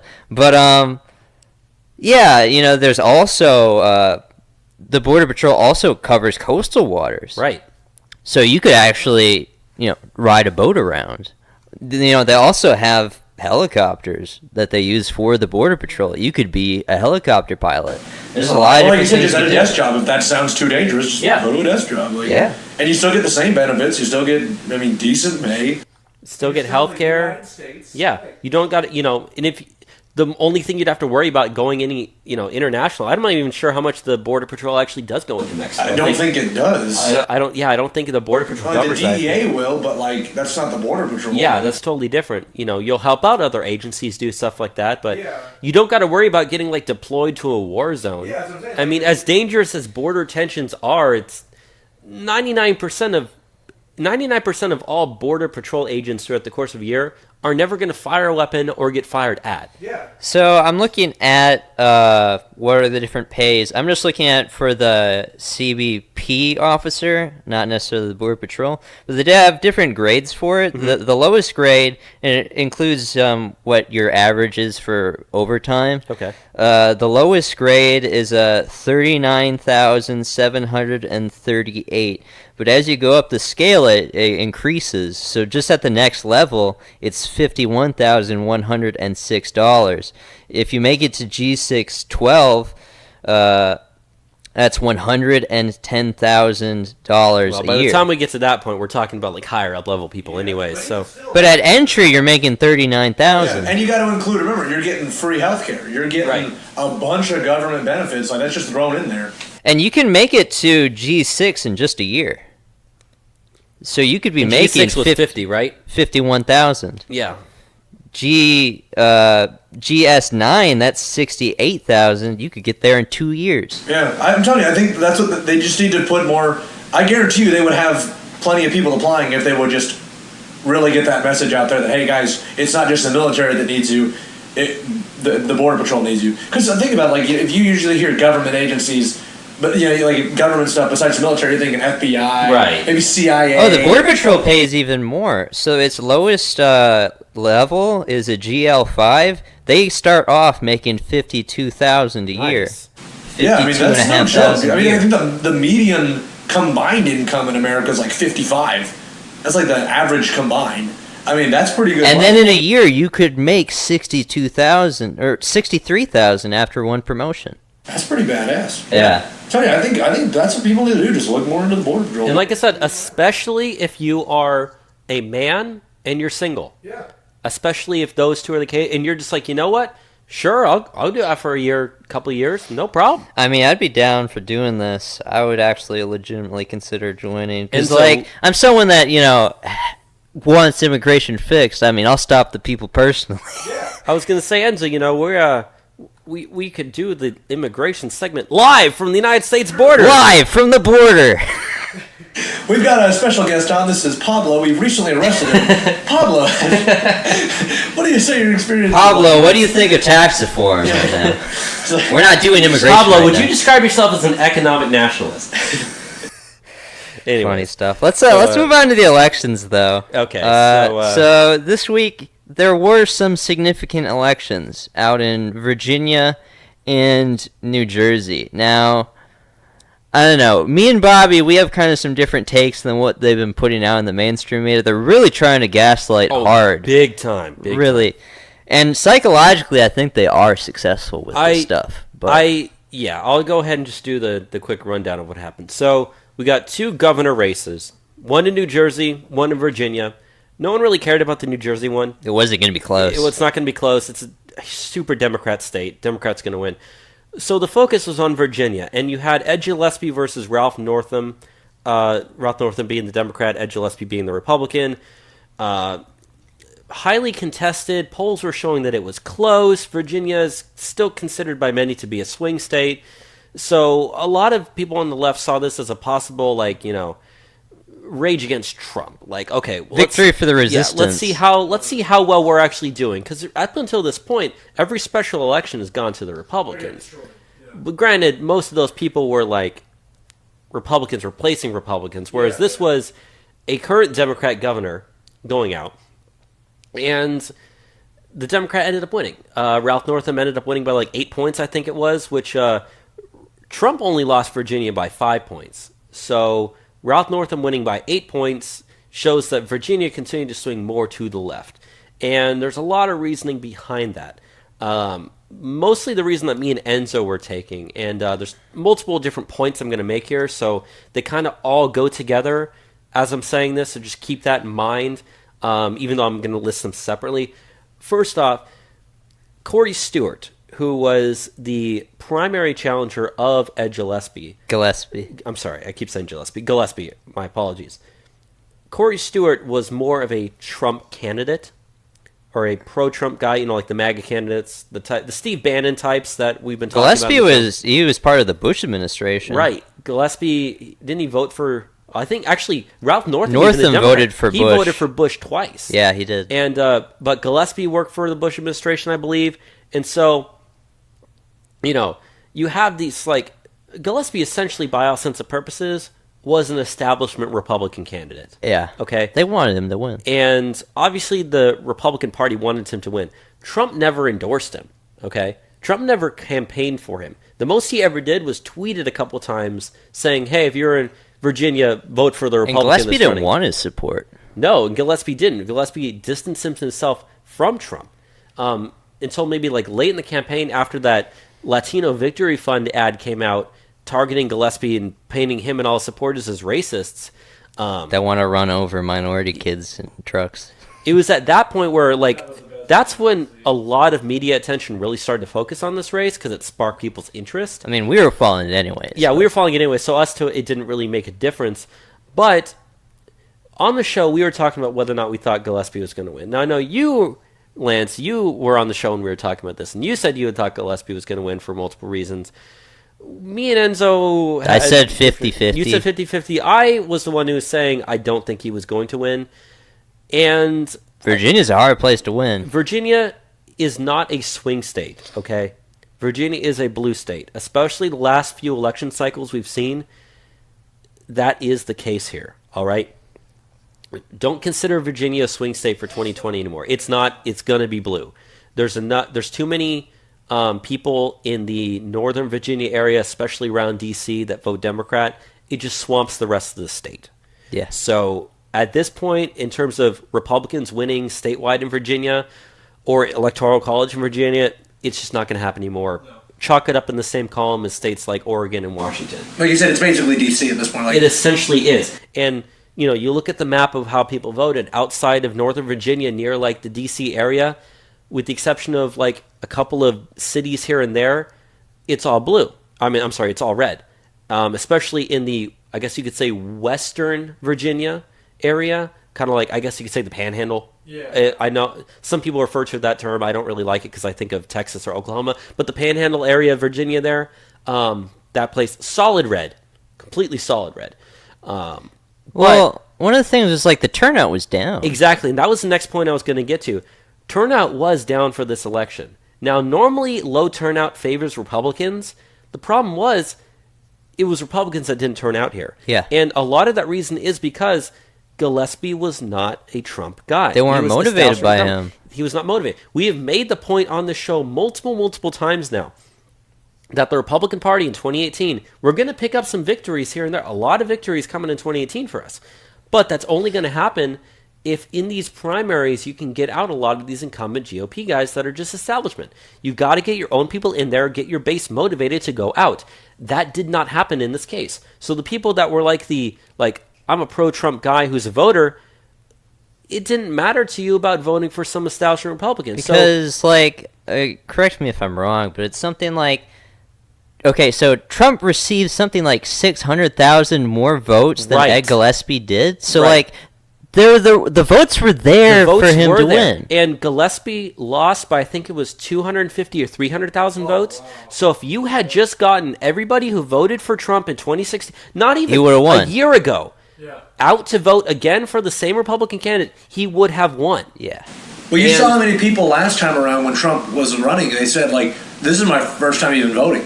Right. Because they don't usually vote in general, because Trump got them out to vote. And like you're saying, Gillespie just didn't get people excited to vote. Trump did. Trump can get a guy that's never voted before to go out there, stand in line for 3 hours, but the fact that you couldn't even get a guy to stand in line for a few minutes and vote for Gillespie, that just shows he just didn't have the excitement. Precisely. And, a lot of the left, like you said, they're trying to gaslight this as being like some huge victory for the left. A big blue wave. The start of some big blue wave. Republicans are screwed for the 2018 elections. None of which is true. I can summarize the Virginia race in one sentence. Democrat candidate won in a Democrat state. Yeah. That's all you need to know. That doesn't sound like that would be some, huge indictment on Trump or something like that. But then the left needs a psychological victory. Do. And I'm actually happy they got it. You know why? Because it's not real. It's not going to continue. It's not real. And that's going to crush their defeats even more. They're going to be like, wait a minute. We had this momentum from Virginia. Where did it go? Why are we losing? It's no reason to sleep on them because they are still very dangerous. Yes, precisely. But this result is not indicative of anything. They try to make this like a referendum on Trumpism. Right. I've seen that in the media a lot. Yeah. And that Gillespie was never that. If it's a referendum on anything, it is a referendum on the establishment GOP. Yeah. Because they realized we cannot win anything anymore. Especially in, granted the polls showed it was tied. The polls are wrong. He won by 8 points. A lot of that was because of low turnout. Yeah. You increase turnout among Republicans by a couple of points. Suddenly that 8-point victory is a 2-point victory. It's that fast and that quick in a close election like that. So, yeah, this is, if anything, it's a referendum on establishment GOP compared to the Trump part of the GOP. I have said this statistic on every single show for the last probably 7 or 8 shows that we've done. The polls show 59% of Trump voters see themselves as Trump supporters first and members of the Republican Party second. They are not going to support establishment candidates who they view as not working in their better interests. They want the Bannon-style, Trump-style candidates who are actually there to drain the swamp and do things. You get some basic, milk toast. That's not the right word, milk toast. I'm trying to think of cookie cutter. What's the room temperature is the word I was looking for. Room temperature Republican out there. You're not going to win anything like that, and that can't win anymore in today's day and age in this country. No matter what state you're in, hell, even in Texas, that won't work. So, if anything, this is a referendum on the establishment GOP, realizing, hey, if you think that you're going to be able to run your people in 2018, you're not going to win. But the media will never phrase it that way because they want you to think that this was a referendum on Trump and Trumpism, because they don't want that to flourish, even though that is the true direction that the right is going. And remember, Corey Stewart, the primary challenger of Ed Gillespie, lost 49 to 48. He lost by 1%. Now, he was more so as the Trump guy. With a fraction of the money. With a fraction of the money. Had he won that election, just got a few thousand more votes among Republicans, and he would have won that nomination, you would have seen higher turnout among Republicans. Yep. I'm not saying you would have won. You probably would have won. But there's a better chance you would have. Much better chance. Instead of an 8-point loss, you might look and actually have a tie. You still probably have lost, which is not good, obviously, but you would have had higher turnout among Republicans. It wouldn't have been this, like you said, this victory.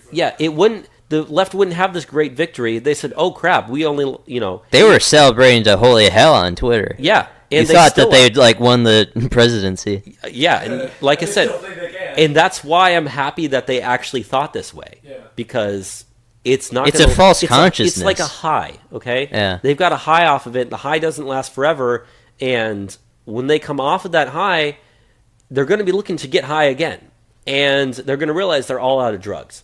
And what happens when that happens? You start going into not remission is the right word I'm looking for. What's the word when you start freaking out because you don't got your drugs? Withdrawals? You start going through withdrawals. And that's what the left is going to and that's what's going to happen to the left come November of next year, a year from now, but after the midterm elections. So Ralph Northam wins. He does his victory speech, and it was interrupted by protesters. There was protesters there holding signs that said sanctuary, because during the campaign, Ralph Northam actually came out and said, if a bill for sanctuary cities came to my desk to ban them, I would sign it. Right, because he was trying to appeal to more moderate swing voters. He was trying to move to the center. So, and, if you watch the video, his security has to actually pull him away during the middle of his victory speech. So, they opened a bag that they can't put their craziness back in the bag, and they think it's good that they unleashed it, but it's not going to be good for them in the long run. It doesn't look good when you have leftist events being protested by radical leftists all the time. Yeah, I mean, I've seen people on Twitter have used the term, they've lost control of their pets. Yeah, it's true. Lost control, that's a good one. But see, what I'm wondering, Bobby, is you brought up how the Republicans need to understand that they can't win anymore by just doing these generic Republicans. Right. Do they, though? No. I mean, I think they understand. I think it's intentional. I think they know. They want to tank it so then it looks like Trump lost. Precisely. And, that's and that's why I brought this up in the show. We cut out the part. We were going to talk about tax reform. We cut it out. If you look at the Senate GOP tax plan right now, it sucks. Yeah. It's going to lose. The establishment GOP is trying to sabotage tax reform right now. All right? They're trying to do that to sabotage Trump's agenda. Now, I've heard some people that are good, we should make sure tax reform does fail. much the way that healthcare was going to fail. I don't think that's good, because, as we said, part of the reason why the economy is doing so well, especially the stock market, is believing tax reform will happen. Yeah. The stock market dropped 500 points in the last week, just over rumors that tax reform might not happen the way that we thought it was going to. Okay? You trash Trump's economy, you lose in the midterms. Okay? So, and I know the establishment Republicans would rather see themselves lose control of Congress to the Democrats than have the more MAGA-type right-wing people, the Trump-style, Bannon-style candidates take control over the Republican Party. They would rather sabotage and lose control, lose both chambers of Congress, rather than see that happen. And a lot of them want that to happen. Which, that's a good transition to the next thing we have here. They want it to happen. Right. The Roy Moore sex allegations that came out this week, John McCain's out there saying, because there's allegations, he needs to resign. Yeah, Mitt Romney said that too. He got 100,000 retweets on a tweet simply saying along the lines of whether, I think verbatim was something along the lines of, whether or not these allegations are true, Roy Moore should do the decent thing and step aside. That's Romney?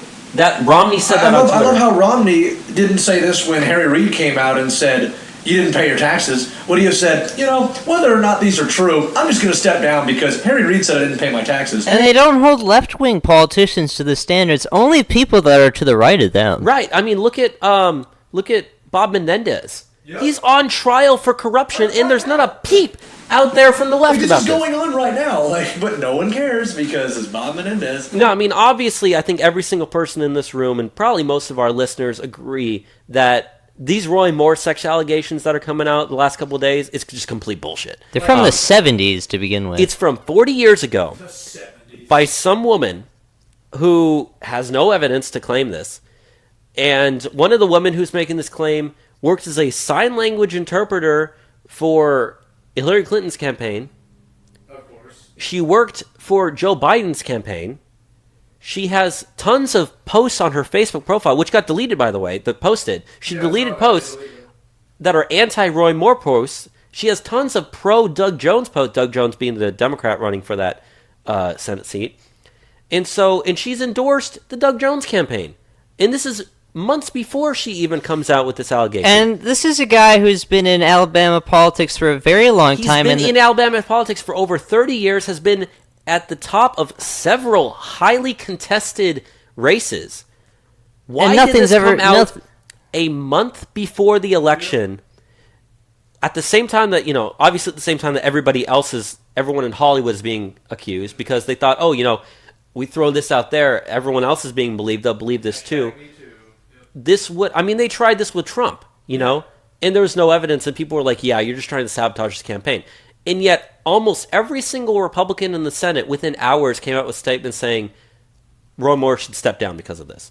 Almost every single one of them. Yeah. Within hours. As if this, obviously wasn't some sort of coordinated thing that they all had these statements. As though he's just supposed to give up. Yeah. As though everything he, campaigned for just means nothing anymore. Yeah, first of all, what the hell is John McCain even doing talking about this election? What does he have to, all these people just chime in for no reason, as if their opinion matters on this subject. Fuck off. Yeah.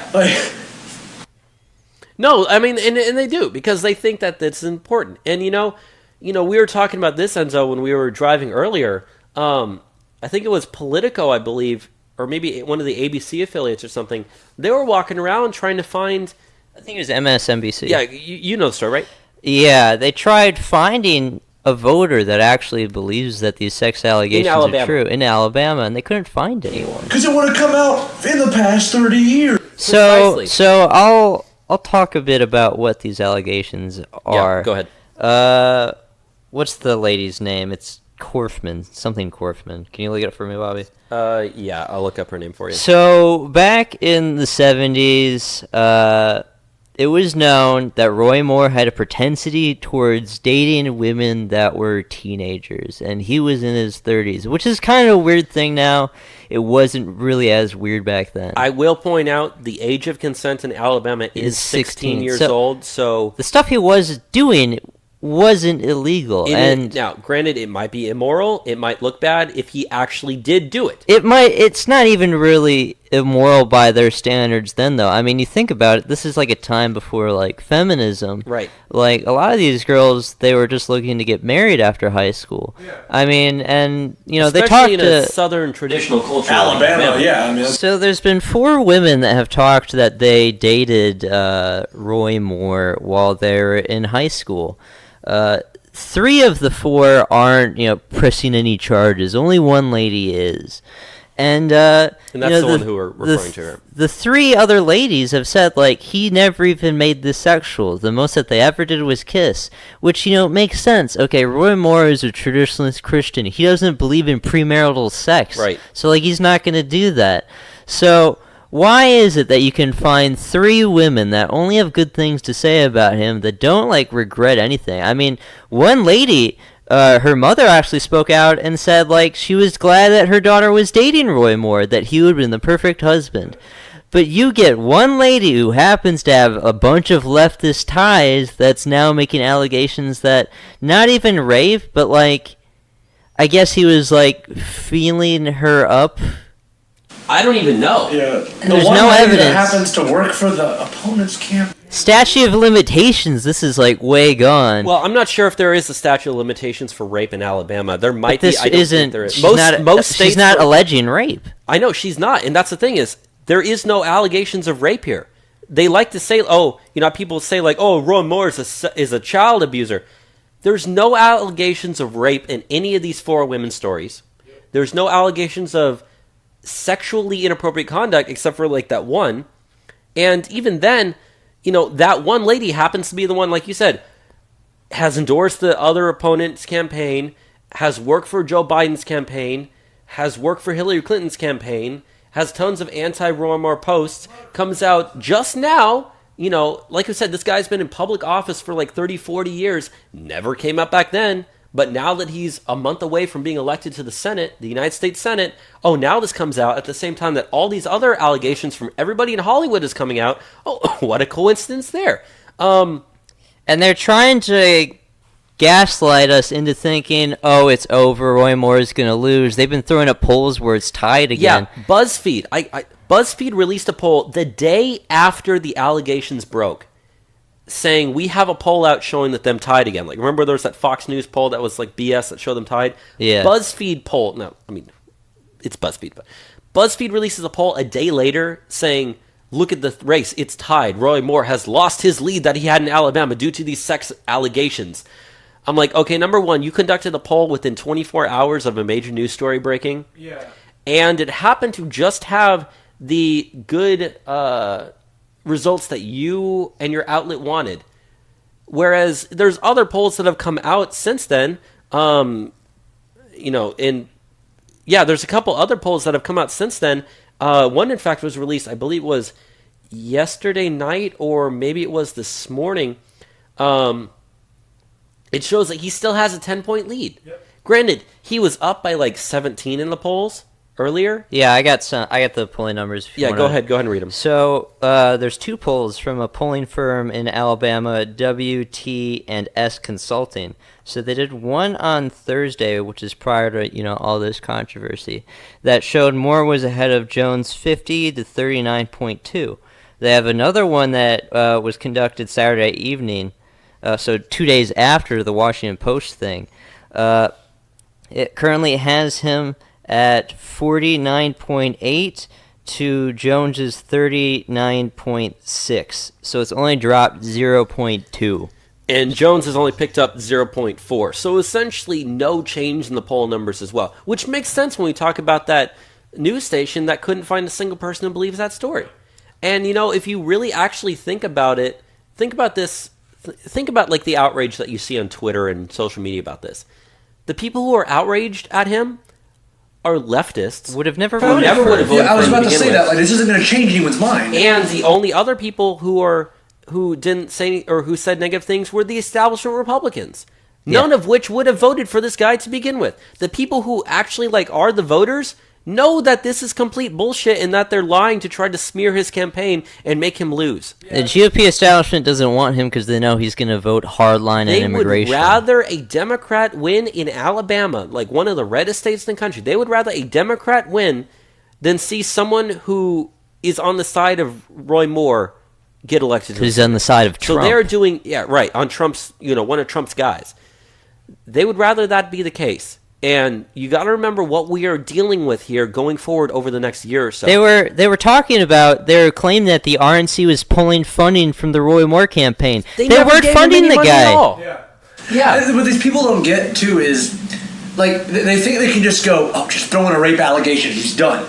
Well, yeah, that wasn't the case before the internet. He's standing his ground. Yeah, well, now people go... exactly. Yeah. I'm sorry, I don't want to... Well, because now people realize, like when he says, I didn't do this, people can go, all right, well, I'm just going to look it up, see what happens. And then you look it up and you go, wait, there's not even, like, a rape charge. What are they even talking about? You just spent a few minutes on the internet and realize this is complete bullshit. And it's not going to, like you said, it wasn't going to make anyone that was voting for Roy Moore go, oh, he was accused of rape. I bet you they're right.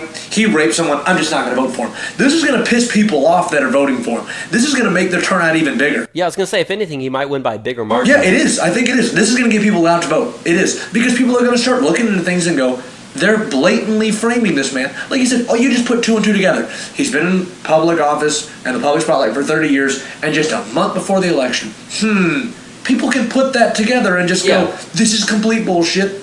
This is pissing me off. I'm fired up. I'm going to go vote for him. And I've got a couple things to say. Like I said, they tried that same thing with Trump. Yep. The exact same thing. All these people came forward a month before the election saying Trump's been a billionaire public eye for all this time, and you're just now coming out with stuff that happened decades ago. People saw through that, and that didn't sway the minds of anyone. The only people who were outraged, like I said, were leftists who were never going to vote for him to begin with.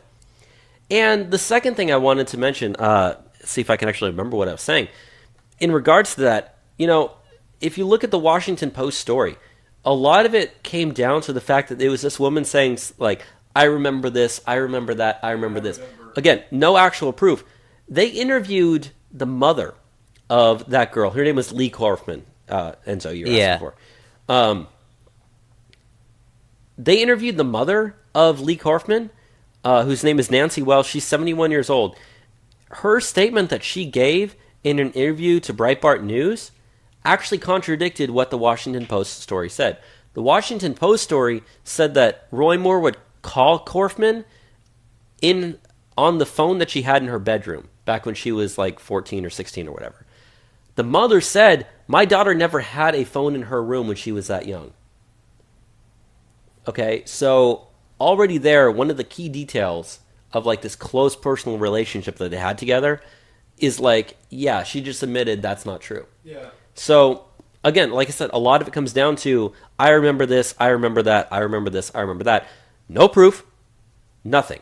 So it's just the left grasping at straws. Like there's not even a rape accusation. Like I don't even know what you're trying to accuse this man of. Just like you are grasping at every single. They're hoping that the snowball effect of all these different Hollywood accusations going around of sexual assault and rape and stuff is enough because everyone believes those when they come out. I mean, I believe most of them. I mean, yeah, because I mean it's Hollywood. Yeah, this is not hard to believe. I have greater reason to believe them than not believe them. Yeah. Whereas this case, this story, with what we've just talked about the last few minutes, I have greater reason to not believe them than to believe them. And so because the left has a habit of doing this. Yeah, and so when it all comes down to it, he's gonna win that election. Okay. The polls were, when he was peaked in his polls, like right before this, some showed he was like up 17. Granted, that might have been an outlier poll, but at least up 10 or so, okay? These polls still show that even after the allegations, he's still up 10, okay? My prediction is he wins between about margin victory, 12 to 15%. That's my prediction. Before this, I would have said like 15 to 17. So even I kind of contradicted myself a few minutes ago when I said that he might win by an even bigger margin. I think it will be slightly less margin, but still a lot bigger than like what they think. And when the left realizes that he's going to win this election and it didn't work, they'll probably double down on this with other candidates going forward. So this is not the end of ex-Republican candidate in ex-close district race is being accused of something a month before something comes out. It's not going to be the only first. And watch out, because almost every single one of them, I'm telling you right now, is going to be fake. Oh, the one thing I did remember the second point I was trying to remember, this might actually be fake news, but there's been reports that a Washington Post reporter was offering women $5,000 to claim that Roy Moore assaulted her or sexually assaulted her or raped her or whatever. I've never seen actual proof of that, but I've seen that fly around the internet. That might be fake news. It would not surprise me if it's true, because I can see a Washington Post reporter doing something like that. So I said this for immigration. I'll say this again. Just be careful. Be wary. Don't let your initial knee-jerk reactions get in the way of your rational thought. Think these things through. Look at all the details provided. Look at all the counter-arguments from both sides. And like you said, Roy Moore is doubling down. That's the same thing Trump did. Most of these guys that are out there, these establishment GOP, that are quick to denounce Roy Moore and say he should step down, they're the types that actually would step down. Yeah. Okay? These guys are cucks. Or that want him to be replaced by a Democrat. Right. Yeah. They are cucks. Okay? And by all sense and purposes of the word, that's what they are. They didn't expect a guy like Trump to double down. They thought, oh, if we do this, like, that's it, he's done. But he doubled down. He called their bluff. And enough people believed Trump, and enough people didn't believe the other side, and it didn't work. Same thing happening here. Roy Moore is doubling down. He's calling their bluff. He's saying, these aren't true. Show me your evidence. If so, I'm not going to step down. I know you're lying about this. And the voters in Alabama are like, yeah, I can see what he's saying here. Yeah. They agree. So I think a lot of people on the left expected him to at least, either apologize or come out and say, like, whether or not he apologizes, at least be like, I understand these allegations. The last thing they expected him to say was, you're lying to me just to try to smear my campaign and make me look bad. And the point that I'm trying to get to, I understand I'm kind of rambling here and have a tendency to do that, and I apologize, is that, Roy Moore is going to win this election still. And I think what he's doing right now is really important going forward for the exact same purpose that I said earlier. This isn't going to be the only Republican they're going to claim of this sort of stuff. Double down, demand evidence. If you know for a fact they are lying, call them out on their bluff. Call them out that they're lying. That's the only way you're going to be able to get them to stop doing these sort of things, because it's the boy who cried wolf right now, in both sense of the purposes. They're claiming, they're calling wolf, wolf, wolf for every single person in Hollywood. I mean, they did this a month before the election. Yeah. To where no one believes it when they say it about Roy Moore. Yeah. Same is the opposite that's true. If they keep claiming, you're a rapist, you're a rapist, you're a rapist, you're a rapist to all these Republican candidates, but the Republican candidates all double down, they all deny it, there's no proof for any of them, if one of them is actually true, people still won't believe it. Yep. So the left is, they're I don't want to say they're forcing their hand, but I think they're overplaying their cards here, to where, if they wanted to really take down Roy Moore, this was his best. This is the best they probably could have done at this time. Hope that with everyone believing all these other rape allegations from Hollywood, that they'll believe this too and it'll tank his campaign. That's not working. And if they continue to try it and it doesn't work, that's another tactic they have that's effective that they won't be able to use anymore. So I'm not happy about the fact that they're doing this to Roy Moore, but in a way I kind of am, because he's going to show them that this doesn't work. You're 0 for 2 now. You tried on Trump, it didn't work. You tried on me, it didn't work. You tried on anybody else, it's probably not going to work either. And that's going to give everybody else confidence to know, hey, we can fight back against the leftist media. Because George W. Bush sure didn't. No other Republican sure didn't. Every single Republican in Congress who was quick to denounce Roy Moore, they sure didn't. They're the types that they would quickly fold and be like, I'm stepping aside, or blah, blah, blah, blah, blah, whatever. I mean, you saw Ron, when Ronnie was accused of stuff, he would just be like, he wouldn't actually actually just stand his ground and say, that's wrong, that's not true, I'm standing my ground. That's what Ron Moore's doing. And so, when it comes down to it, it's a bad thing they're trying to do this to him, but at the same time, it's a good thing. Because going forward, I think this does help our side. Especially a month from now, when Roy Moore wins that election, and all the leftists are going to freak out, oh my God, Alabama, how could you elect a child molester to the United States Senate? And everyone on the right is going to be like, yeah, you people are retards. Yep. So, as they watch their movies and TV shows made by child molesters. Precisely. Let's move on to the bottom of the stack I know, stuff. we need to move on here. So, you want to go into this first one? Yeah, I'll go ahead and I'll hit this first story here. So, the first story we have up is, the Secret Service has arrested a man who traveled to D.C. to, quote, kill all white police. Imagine my shock there. Michael Arrega of Dallas, Texas, was arrested Monday afternoon after the Secret Service Protective Intelligence Division received an alert just after 3 p.m. from the Montgomery County, Maryland Police Department to be on the lookout. He reportedly traveled from Texas to, quote, kill all white police at the White House, according to a statement from the Secret Service. They said that they searched for him, and he was arrested without incident an hour later. He was found on the north side of Pennsylvania Avenue near Lafayette Park, so that's like right outside the White House. A Facebook profile that appears to be Arrega's shows him, quote, checked in at the White House on Monday, and also includes posts with statements such as, quote, now I'm going to there to make, what the fuck? Now I am going to there to White House, make sure kill all white police, and quote, I remember the power of darkness from USA in the powerful name of Jesus Christ, and saying, put him on jail, Donald J. Trump, in mighty name of Jesus Christ. So, number one, this guy is retarded. He can't spell worth a damn. He's probably mentally handicapped. God, that spelling. I tried reading that sentence 3 times, and I screwed up every single time. It's that bad. Yeah, they said that he was not armed with any weapons when they made his arrest. He was brought back to the police department and charged with making those felony threats. So, leftists are going insane here. They're going all the way from Dallas to D.C. to kill all the white police at the White House. And they can't even spell things right. This is what happens when you just push this narrative of this divisiveness. That's just really what happens. That your problems are caused by white people. Yeah.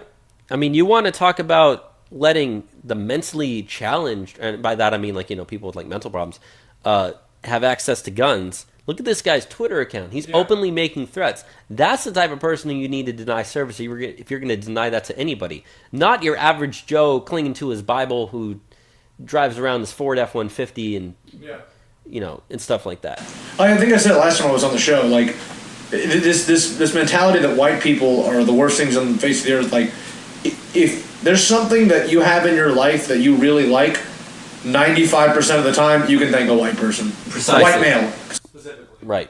And you know what? The next story we have, which you're covering, also has to do with that topic as well. Yeah, so this week, California's NAACP is pushing for state lawmakers to support a campaign to remove the Star-Spangled Banner as the country's national anthem. The group says the song, which has been a point of controversy in the NFL, is one of the most racist, pro-slavery, anti-black songs in the American lexicon. The Sacramento Bee reported Tuesday. The NAACP's California chapter last week reportedly sent out 2 resolutions, one which had been passed at the organization's state conference last month. One of the resolutions was to support the removal of the anthem, while the other is an effort to get the NFL to fit former player Colin Kaepernick onto a team.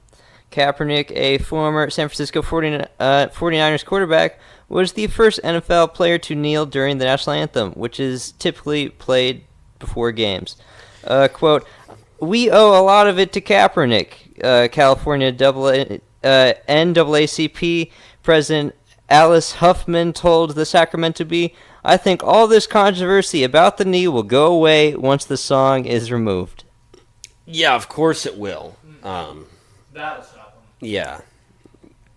So, yeah, I guess they want to solve the problem by having no national anthem. Hey, if we're going to replace the national anthem, we need to replace it with something by, like, Gucci Mane or something like that. Yeah, well, I wonder what their suggestions are. We should replace it with Rap God by Eminem. Rap God. Or Eminem's Trump rap. That would be a good one. That should be the new national anthem. I wouldn't be surprised if they're trying already to do that. Oh, just, what's racist about the Star-Spangled Banner? Apparently what's anti-black about it? I was just reading the lyrics. Apparently there's some line that says, no refuge for slave or something. Yeah, you got to remember, the Star-Spangled Banner, what we sing as the national anthem, is just one verse. Yeah, there's 4 of them. One of them just says something about, like, there will be no refuge for... They say slave. So it's in there. Watch out. Slave doesn't mean black people, though. In American history, it does, though. They only allow that context, but that's not. That's Yeah. not the only people that have been slaves. To radical leftists, it does. So, yeah, I was going to say, You to gotta the left, understand, to the left, if they think of slaves in the United States, they think of black people. Yeah, even though the reason we call Slavs, like the reason the word slave, It comes from Slavic yeah, it comes people. from Slav, which aren't exactly black. Yeah. No. But if you're a leftist, you just go, But, like- they're good. Like, that's in, like, the fourth verse. Like, we don't sing that verse. Like, what's wrong with what we do already? Like, Because it's just written about, by the like... same person. You know, when Trump made the comment about, like, who's next? George Washington, Thomas Jefferson? Are American institutions? Yeah, they're coming after Yes, 100%. 100%. Like, the left, like, everything that is said about the left and a slippery slope has been verifiably proven over these past couple of years. Yes. 100% true. It is 100% true. Like, the first is gay marriage. You're going to see pedophilia, all that. You saw that Antifa banner already. No pedo bashing. Like, these The Mike people Cernovich thing. yeah, like these people that are saying the slippery slope have been 100% right. And I was even one of the people saying, like, all right, guys, yeah, you think they're going to go after George Washington and all that stuff? And it's like, oh, no. Yeah, I they always are. believed they would. Because, you know, if we're attacking Confederate stuff on the basis of, oh, these people are racist, I mean, we can attack everyone in American They just use history. the same logic, yeah. So they I just mean- go, yeah. Every single person in America in, like, the 1960s pretty much would be considered racist compared to now. Yeah, anyone literally before, like, anyone before this generation of people were considered right-wing extremists to the left. Yeah. It's really insane. Even the leftists. Let's move on to the next story, though. We got an update on the Rand Paul situation. Right, so an update on Rand Paul, 6 broken ribs in his attack, as well as a pleural effusion, which if you don't know that about what a pleural effusion is, I looked it up. It's pretty much like, I think it's like a liquid buildup like under the lung or something like that. Something along that lines. And this is after that guy attacked him in his yard. We've talked extensively about this on the program already, but yeah, Rand Paul is expected to be back in Washington in the coming weeks. I was concerned that he would be out and he'd miss the tax reform vote, because we're going to need every vote we can get. But the guy is being charged, or the guy who attacked him, that is being charged with 4th-degree assault. Granted, the guy only got $5,000 bail for assaulting a United Which means he States only needs to senator. put up $500. You only Yeah. pay 10%. Yeah, $5,000 bail for attacking a sitting United States senator in his yard, breaking 6 of his ribs. They And could have yet- killed the guy, man. Like, that's insane. I was gonna say, and then you have like rapists and murderers and illegal immigrants who get arrested, who get let off with like, who get let off like that. Yeah. It's like, and this guy barely gets. Where is the justice in this country? Like, It's surprising this isn't a big thing, because, like, Rand Paul, a U.S. senator being attacked? Yeah. That's a huge And it deal. wasn't like someone shoved him. I mean, you broke 6 ribs. I mean, that's pretty insane. Yeah, it's not like he was at a press conference and got in like a fist fight with the guy. Like, this is a guy who attacked him for what we say virtually no reason in his own yard while he's mowing the grass. Yeah, I mean, that's a beating. Like, Rand Paul was also at the Steve Scalise shooting, so this is the second time he's been attacked for being a Republican congressman. Right, that's right. And, I mean, I like Rand. I mean, he's one of my favorite senators, as much as he does disagree with Trump on a lot of stuff. But still, like, this should be a bigger story than it is. And the only stuff If this was like Bernie Sanders, it would. Oh, God, if Bernie Sanders got attacked, you'd never hear the end of this. There would be riots. There would be a lot of riots. You'd have every Antifa group out in the country trying to attack every person. If they who broke did it. 6 of Bernie Sanders' ribs, they would call that attempted murder. Hey, at least he'd get his free health care, though. But yeah, really, really crazy stuff with that. There has been like some fake news around, oh, this is some sort of like property dispute, but they've talked to the neighbors in the neighborhood and they say that's not the case You at don't all. you don't break 6 ribs on somebody for a property dispute of some guy mowing the lawn. Yeah. We know the guy that did this is not exactly a Republican. No, he's a registered Democrat. Yeah, that's what I'm saying. Like, you put 2 and 2 together, guys. I mean, it's not because, oh, he was just mowing my part of the lawn, so I just tackled him and broke 6 of his ribs and sent him to the hospital. No. It's probably more along the line of he supported getting rid of the Obamacare subsidies like he supported Trump doing a couple weeks ago. I mean, I can't apply motives to the guy, but... He was a radical leftist, that's what it was. Like, that's the motive. Yeah. I mean, you'd have to really piss me off to get me to break 6 of your ribs. I mean, this guy was just a radical leftist that just bought into all the bullshit of, like, how Republicans want people to die. Think about it. If you're told from all day Republicans want you to die in the streets because they don't want you to have health care, they want rich people to have money and the poor people to starve to death, you tackle somebody too. Yeah. Precisely. Want to move on to the next thing we have, Bobby? Yes, I do. So the next story we have out is from the Department of Homeland Security. And they have found out that in recent undercover tests of TSA, Transportation Security Administration, 80% of the time, the TSA has failed their tests. And that, in terms of, is people trying to sneak, like, weapons, like knives, explosives, bombs even, which I guess are explosives, guns, through TSA. 80% of the time when they have undercover tests on theirs, it doesn't get caught. So, I've got a bone to pick with the TSA, okay? I hate the TSA. I'm sure you guys do as well. I don't care, really. It's because you're a loser. So, I hate the TSA. I absolutely hate them. Every single part of them. But, I've got a little TSA story that I could tell. But, to save time, I'll just, I'll make it short. So, I was in Vegas one time, flying into Vegas. And the TSA harassed us because the name that I had on my, what do you call it when you get on the plane ticket? Boarding pass. Yes, thank you. The boarding pass was my nickname and not my real name. And so, like, this doesn't match your ID. We're not going to let you on. And this is like going through security. It was Bobby and not Robert. It was Bobby and not Robert. That's right. And the thing is, the law states that if you're 16 years old or under, you don't even need to show an ID. You just show your boarding pass. I was 16 at the time. Technically, they had no reason to harass me, but they made this big deal about it. And it was this lady who looked like she was like some former stripper who like now has like 8 cats and smokes and like has no children. You know the type, the cat ladies like we talked about. Has no purpose in life of living except to like make other people's lives miserable. Your typical TSA agent. So, and I was even 16 and I was about to like go all out on this bitch. But anyways, I could tell the full story, but I want to save time, so let's just move on. So yeah, 80% of the time the TSA fails at that. And what is people's answer to everything all the time? More government, more security, more intrusion into our daily lives. They can't even, 4 to 5 times, they can't even figure out how to do it. So, yeah, that's all I wanted to say about that. Yeah. Let's move on to the next thing, though. Oh, this one's a doozy. Which is also, I guess you could say, a failure of government, although I blame the students. I blame both on this one. Yeah. So, there's an alarming discovery coming out of city schools in Baltimore. A group called Project Baltimore analyzed the 2017 state testing data and found that 1/3 of high schools in Baltimore, that is 13 high schools in the city of Baltimore, last year, meaning ending in May of 2017, last school year, had 0 students proficient in math. Yeah.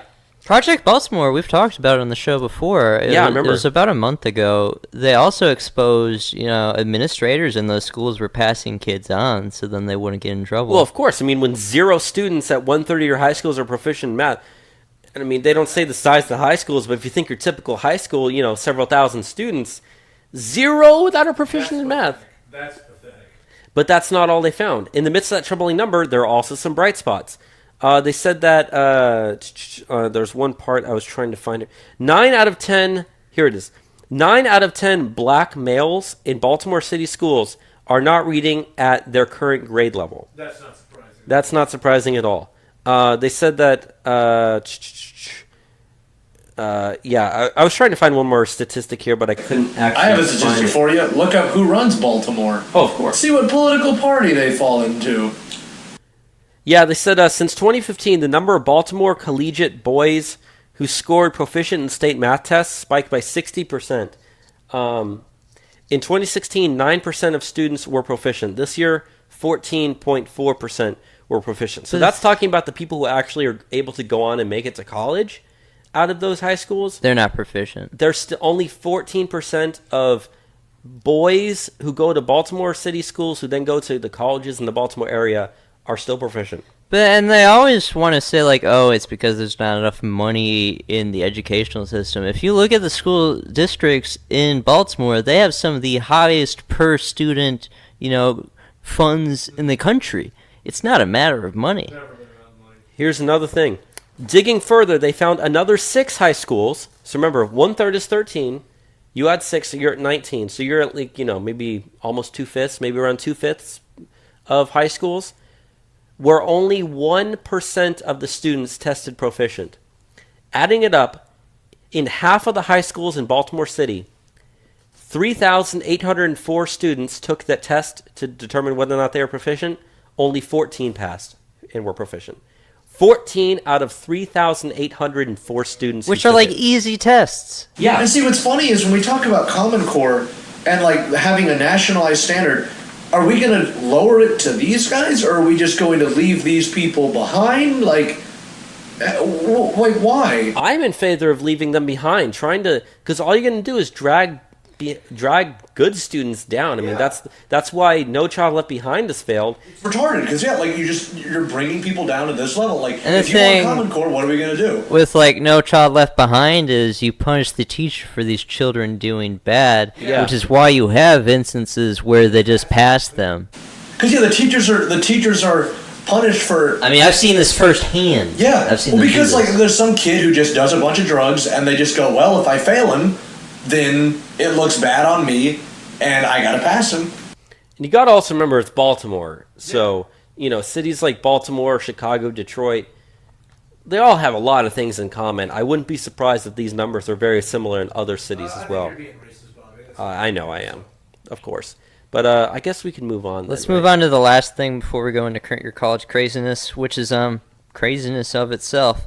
4 in 10 Americans say gender is not determined at birth.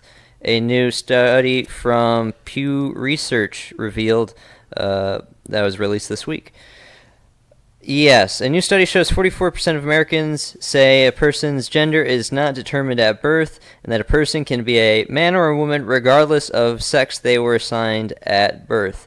A majority of Republicans and those who lean Republicans, 80%, say that whether someone is a man or a woman is determined at birth, while only 34% of Democrats or those who lean Democrats agree with that. And they call us the party that doesn't support science. Millennials are least likely among other generations to agree with the statement that one's gender is determined at birth, with less than half, 49%, saying so.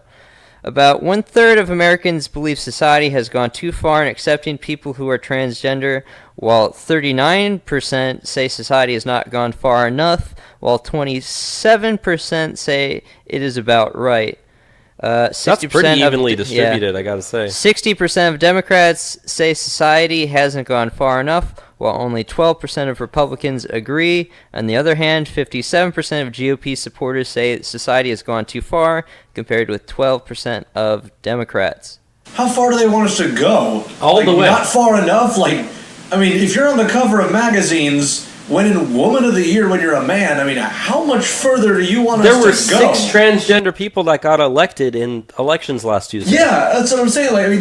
What more do you want? You're on all the TVs, all the TV shows, you're in all the magazines. And if you dare say anything against a transgender person, you are chastised. Yeah. You're seen as some bigot, probably racist too, because racist just encompasses. And you know what's interesting? They say that transgender people are only 3% of the country. There's a stat here also. No, they're 0.0 something. Yeah, They're a point of a percent. 37% of Americans say they personally know someone who is transgender. I personally know someone. I do too. Millennials, 44% of millennials say that they know a transgender person.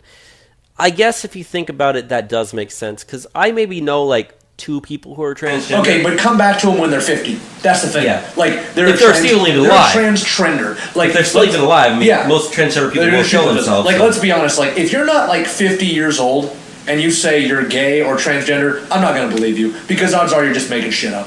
And even then, to like live your entire life that way. Yeah, that's what I'm saying. Like you're like to be a transgender and actually live like 30 to 40 years of your life actually being transgender. I'm not gonna believe it until you do it because you're just making that up.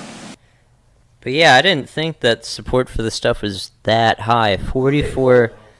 I guess it's because I guess they did say millennials and other. Well, groups. I mean, they've got the party breakdown of like individually of Republicans, of Democrats, of Independents there. So even if they oversample Democrats, you can still like adjust that using the same internal data. I mean, 44% of Americans, even if they overpoll Democrats a bit, I mean, that's still going to be a very high number. Yeah, that's pretty high. Like, I don't know. Like, every time, like, especially, they do this a lot in Netflix original things. Like, they try to make, like, especially gay people as if they're, like, a huge percentage of the population. Like, I think I was watching, like, The Mist on Netflix. And it was, like, there's, like, 4 gay characters in that show. And it's, like, what? There's not that. Yeah, there are gay people. Yes, they're not 20% of the show. They just push this shit, dude, all the time. Like, hey, do you know there's gay people? You know there's transgender? There's a lot of transgender. It turns out, like, most of the military is transgender. Didn't you hear? We got to change that. Like, I don't know. They just push the agenda. It's all in the name of diversity too, and a lot of times it doesn't have to do with diversity of skin color, diversity of sexual orientation, diversity of gender, just to have make sure you've checked off that diversity box. Yeah. Do we have our gay character? Check. Do we have our trans character? Check. Do we have our black character in a society where, like, in a realistic scenario, there wouldn't be someone living in this small town? Check. I mean, I just saw the new Thor movie, and like they're in Asgard, and it's like this is in Norse mythology. There are no. I'm sorry for everyone watching the movie that wants to see non-white people, but sorry, like up in Norway and in Norse mythology, there are no black people. Like that's just a fact. Like I'm sorry, that has to be like they're doing this with the BBC now, where they're making a mythology series, and Zeus is a black guy, and it's like I'm all in favor of having different a diverse cast, but when you're making a movie and TV shows about Greek mythology, stop pushing agendas that don't need to be there. That's all right. Yeah. I've always said diversity for the sake of diversity does not help anybody. So, anyways, I think we should probably move on. Yeah, let's move on to some current year college craziness. The racist, sexist, homophobic, xenophobic. You're fucking a white male!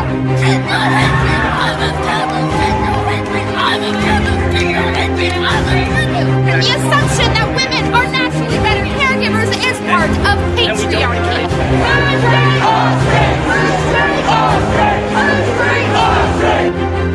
Die, cis, scum. You will not divide us! You will not divide us! You will not divide us! You will not divide us! It's time for some current year college craziness. Current year college craziness, the segment of the show that keeps on giving, the segment of the show where we go over the craziest stuff happening on college campuses here and abroad, but predominantly here because we got the craziest colleges, we got the best colleges. And let's start off with actually a branch of our military. Bobby, you got the first one. Yes. So, the Air Force Academy apparently had a scandal recently where a black cadet at the academy had the N-word written on a whiteboard outside of his dorm room. And this triggered a large speech by, let's see if I can get what his name was here, Lieutenant General Jay Silveria, who gave this big old speech about, like, racism in the military, and it went viral. Well, it turns out the entire thing was a hoax. The black cadet who found that written there has admitted to writing it himself. Yet another fake hate crime to go in your folder. Yeah, so what else are you going to say? I mean, this is yet another fake hate crime. And in fact, we got even another fake hate crime after that. So at Kansas State University, there was apparently some graffiti that was written on a car of a black student, which said, "Go home, N-word, whites only," stuff like that. Well, it turns out that after investigation, the guy painted it on his own car. His name was Dontarius Williams, 21, of Manhattan, Kansas. And he's admitted to investigators that he was the one who was responsible for writing that graffiti. However, they decided not to file charges on it. If people were really that racist, you don't have to fake this stuff, you know? No, I mean, they If want people to are be this racist. racist, you wouldn't have hoaxes. Yeah, that's what I'm real. saying. Like, you wouldn't have to write that yourself. Like, some white supremacist racist would actually write these things. But this guy understands what he can receive by being the victim of these Well, attacks. this is what happens when you have an entire group of people that from day one are told, you are in this situation because the white man has put you down. You are an oppressed class. Yes, you exactly. are a victim class, and the victim is, the moral class in this country. And that's what they're told. Like, it's a virtuous thing to be a victim. They see that and they go, if I can just be a victim, then people will they'll love me and see that I'm in this situation because it's not my fault. It's because of white people. And it's not even black people either. It's Muslims too, and that goes to the next story. Yeah, I got the next story. Muslim college student who lied about Trump supporters attacking her on the New York subway pleads guilty. Yep. On Friday, Yasmin Saweed, 19, the Muslim college student at Baruch College, who lied to the police telling them that she had been harassed on the New York subway by white men who attempted to seize her hijab, pleaded guilty to falsely reporting an incident and disorderly conduct. Yeah, she goes on, it recaps the story. She said that 3 drunken white men on December 1st, 2016, on the number 6 train screamed Donald Trump and hurled anti-Islam slurs at her, and then tried to rip her hijab off her head. She stated, I heard them say something very loud, something about Donald Trump. I also heard them say the word terrorist, and I sort of got scared. She added that she said, oh, look, an expletive terrorist. Get the hell out of our country. You don't belong here. She said that she tried to ignore them. They pulled on her bag to get her attention, and the strap broke. It goes on to say that her father supported her in this claim.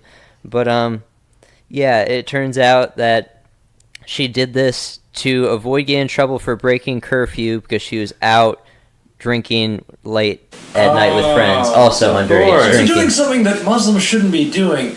So it is actually illegal. Yeah, so in order to just get around that, we're just going to blame Trump supporters.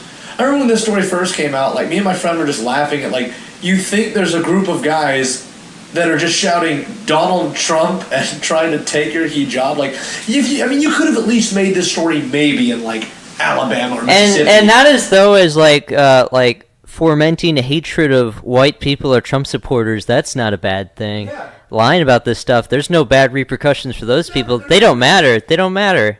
Yeah. But, Saweed must take 6 months of counseling and complete 3 days of community service.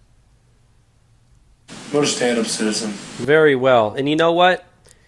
Like I said, I remember when that story broke, too. And I called it a fake hate crime. Everyone knew it was fake. Everybody knew it was fake. I mean, the left assumed it. But, they want to assume it. It fits their biases. That's why they do these. That's everything we've talked about today has been about confirmation biases. Yeah. From Roy Moore to all this stuff. How can you actually be a leftist and just, like, be consistently wrong in these hate crimes and still just hear another one and go, I believe that one? Well, I mean, they do live in echo chambers because all the people that were on the left that, like, were rational thinkers aren't on the left anymore. And see, what's funny is the people on the left, all those guys that you say saw that video that went viral, they don't know that was fake. Yeah. They still think that actually happened at the Air Force Academy, and they're still going like, see, this is what we have to teach, these kind of speeches. They have no idea it was just, this was actually completely fake. Yeah, and they talk a lot about how, like, someone will make an accusation about something, it'll get 5,000 retweets, and then they tweet the second tweet saying, sorry, the information we put out is false. 50, 60 tweets. Yeah. Sorry. So, and that continues. So, let's go on to the next crazy thing. You guys are gonna love this story. So, I didn't read this one because I know this is yours on the list, but I specifically told you not to read it. So, a workshop at Harvard University Tuesday night delved into the ins and outs of anal sex, with a presenter denouncing the stupidity of abstinence and the joys of putting things in your butt, according to a College Fix reporter who attended the event. The workshop was held in part of the Ivy League University's Sex Week, which launched Monday and runs through November 12th, titled What in the Butt Anal 101. The event draw nearly 50 I'm not students. gonna lie, that's pretty good. What in the butt? Anal 101. That's. Alright, okay, I'm gonna give him that one. I was gonna say, I'm on your side. I'm gonna Like, give him that's that one. actually a pretty cool name. At one point, the presenter leading in the workshop passed out gloves and butt plugs to students as she offered instructions on anal relaxation. All right. Yeah, anal relaxation techniques. Remember, it's all about practice, practice, practice, she said. The presenter, Natasha, a representative of the Cambridge-based Of adult course shop, she's Russian. a representative of the Cambridge-based adult shop Good Vibrations, showing students a special medical-grade butt plug. She said, a local guy named Greg makes these. Salt of the earth. She says, come up front, guys. We're going to have some dirty fun, she said as the presentation began. Noting, quote, not all men have penises, not all women have vaginas. Okay. She added, the butthole is the great sexual equalizer. All humans have a butthole.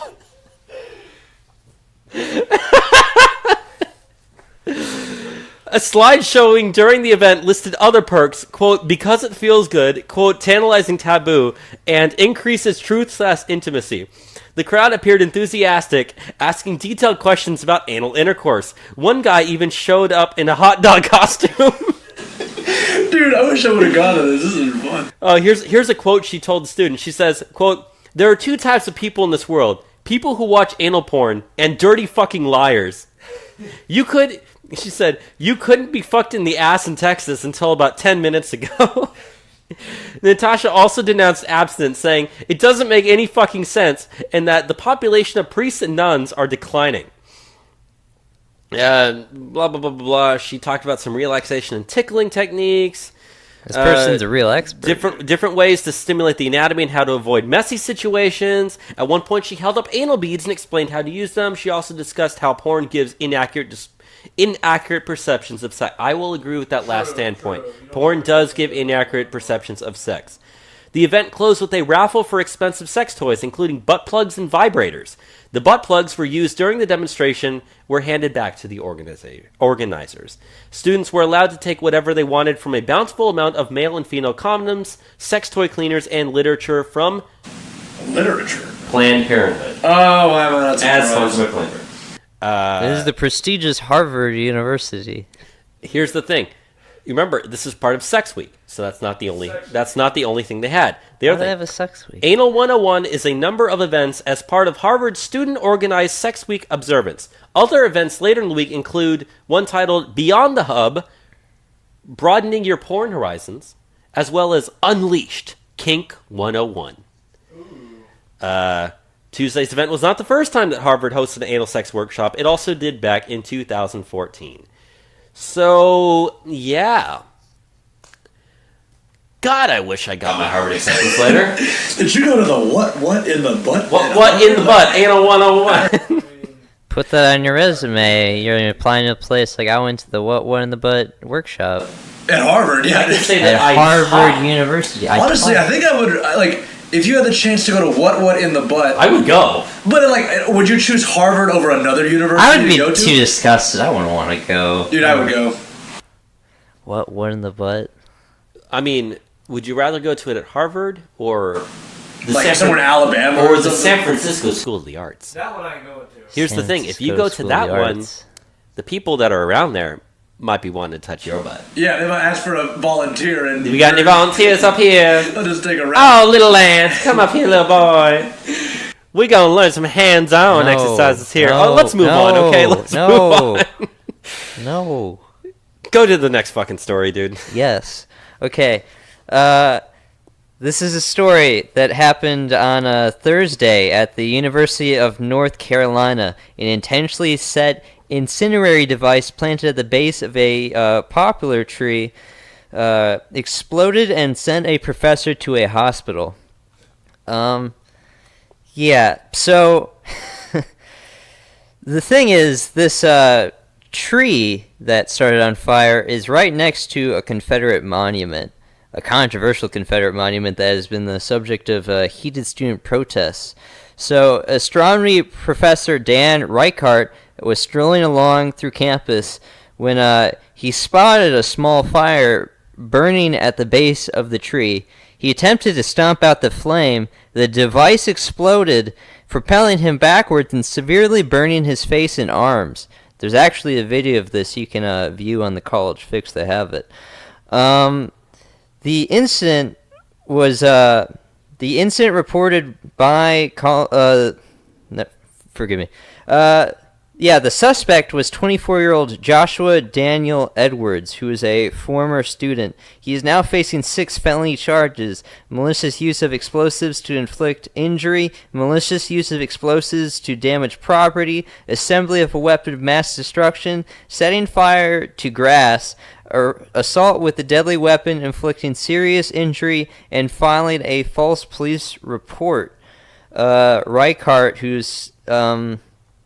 who originally thought his injuries were not considered serious, has actually lost 10 to 11% of the skin on his body, mainly his face, lower arms, and back of his hands. Now the university is adding the monument to police patrol to make sure it is protected. Did you say weapon of mass destruction? Yeah, he's being charged with assembling a weapon of mass destruction. So, a former student places some sort of like incendiary explosive device to try and blow up the statue. Yeah. It starts on fire on the tree. Guy comes along, tries to put it out, it explodes, and now he's got a lot more felonies because of that. And this is not the first time we've seen people try and blow up Confederate statues either. It's not. There was another instance where they tried it, and they caught that in Houston, I remember. Yeah, like lefties, maybe that's why they don't like guns so much, is they just like bombs so much. It would make sense. But yeah, so, I mean, I don't know. Like, would the right place a bomb to try to blow up a communist statue? Probably not. Like, yeah, the video is pretty crazy. Like, he gets engulfed in, like, a fireball. Oh, it's like the him actually getting exploded on his own video? Yeah, they actually got the entire thing. Oh, jeez. Yeah. Like, clear as day on it, too. We should probably move on to the next story. Yeah, let's move on. So the next story... I hope he's okay. I hope he's... Honestly, I hope the guy ends up being all right. But, like, losing 10% of the skin, like, that's pretty bad, especially on your face. Yeah. So, controversial Drexel professor blames whiteness for Texas church shooting. This is a guy we've had on the show at least 3 times to my knowledge. His name is George Cirillo Marr, the liberal professor from who was booted from campus for tweets blaming the Las Vegas massacre on Trumpism and white victimization, now claims white entitlement is the motivating factor behind mass shootings. Quote, whiteness is never seen as a cause in and of itself of these kinds of massacres, Cirillo Marr said in an interview for Democracy Now!, which if you don't know what that is, that's like a really leftist, like, independent news thing.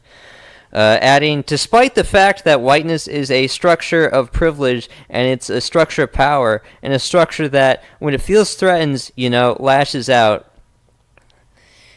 He promoted the interview on Twitter as a discussion about white masculinity, militarism, and terror after Sutherland Springs. Cirillo Marr, who now only teaches online classes, said the public needs to be asking questions such as, what makes white men so prone to this kind of behavior? That's a really dangerous path that you want to take if all of a sudden you're blaming certain things on race. Because there's a lot of things you could say, what makes blank so prevalent in X race, or, I don't know. The thing is just like, okay, so the majority of people who commit, like, violence is men. It's like 90% of homicides are committed by men. Yeah. But then, whites are like about 65% of the population, 62%.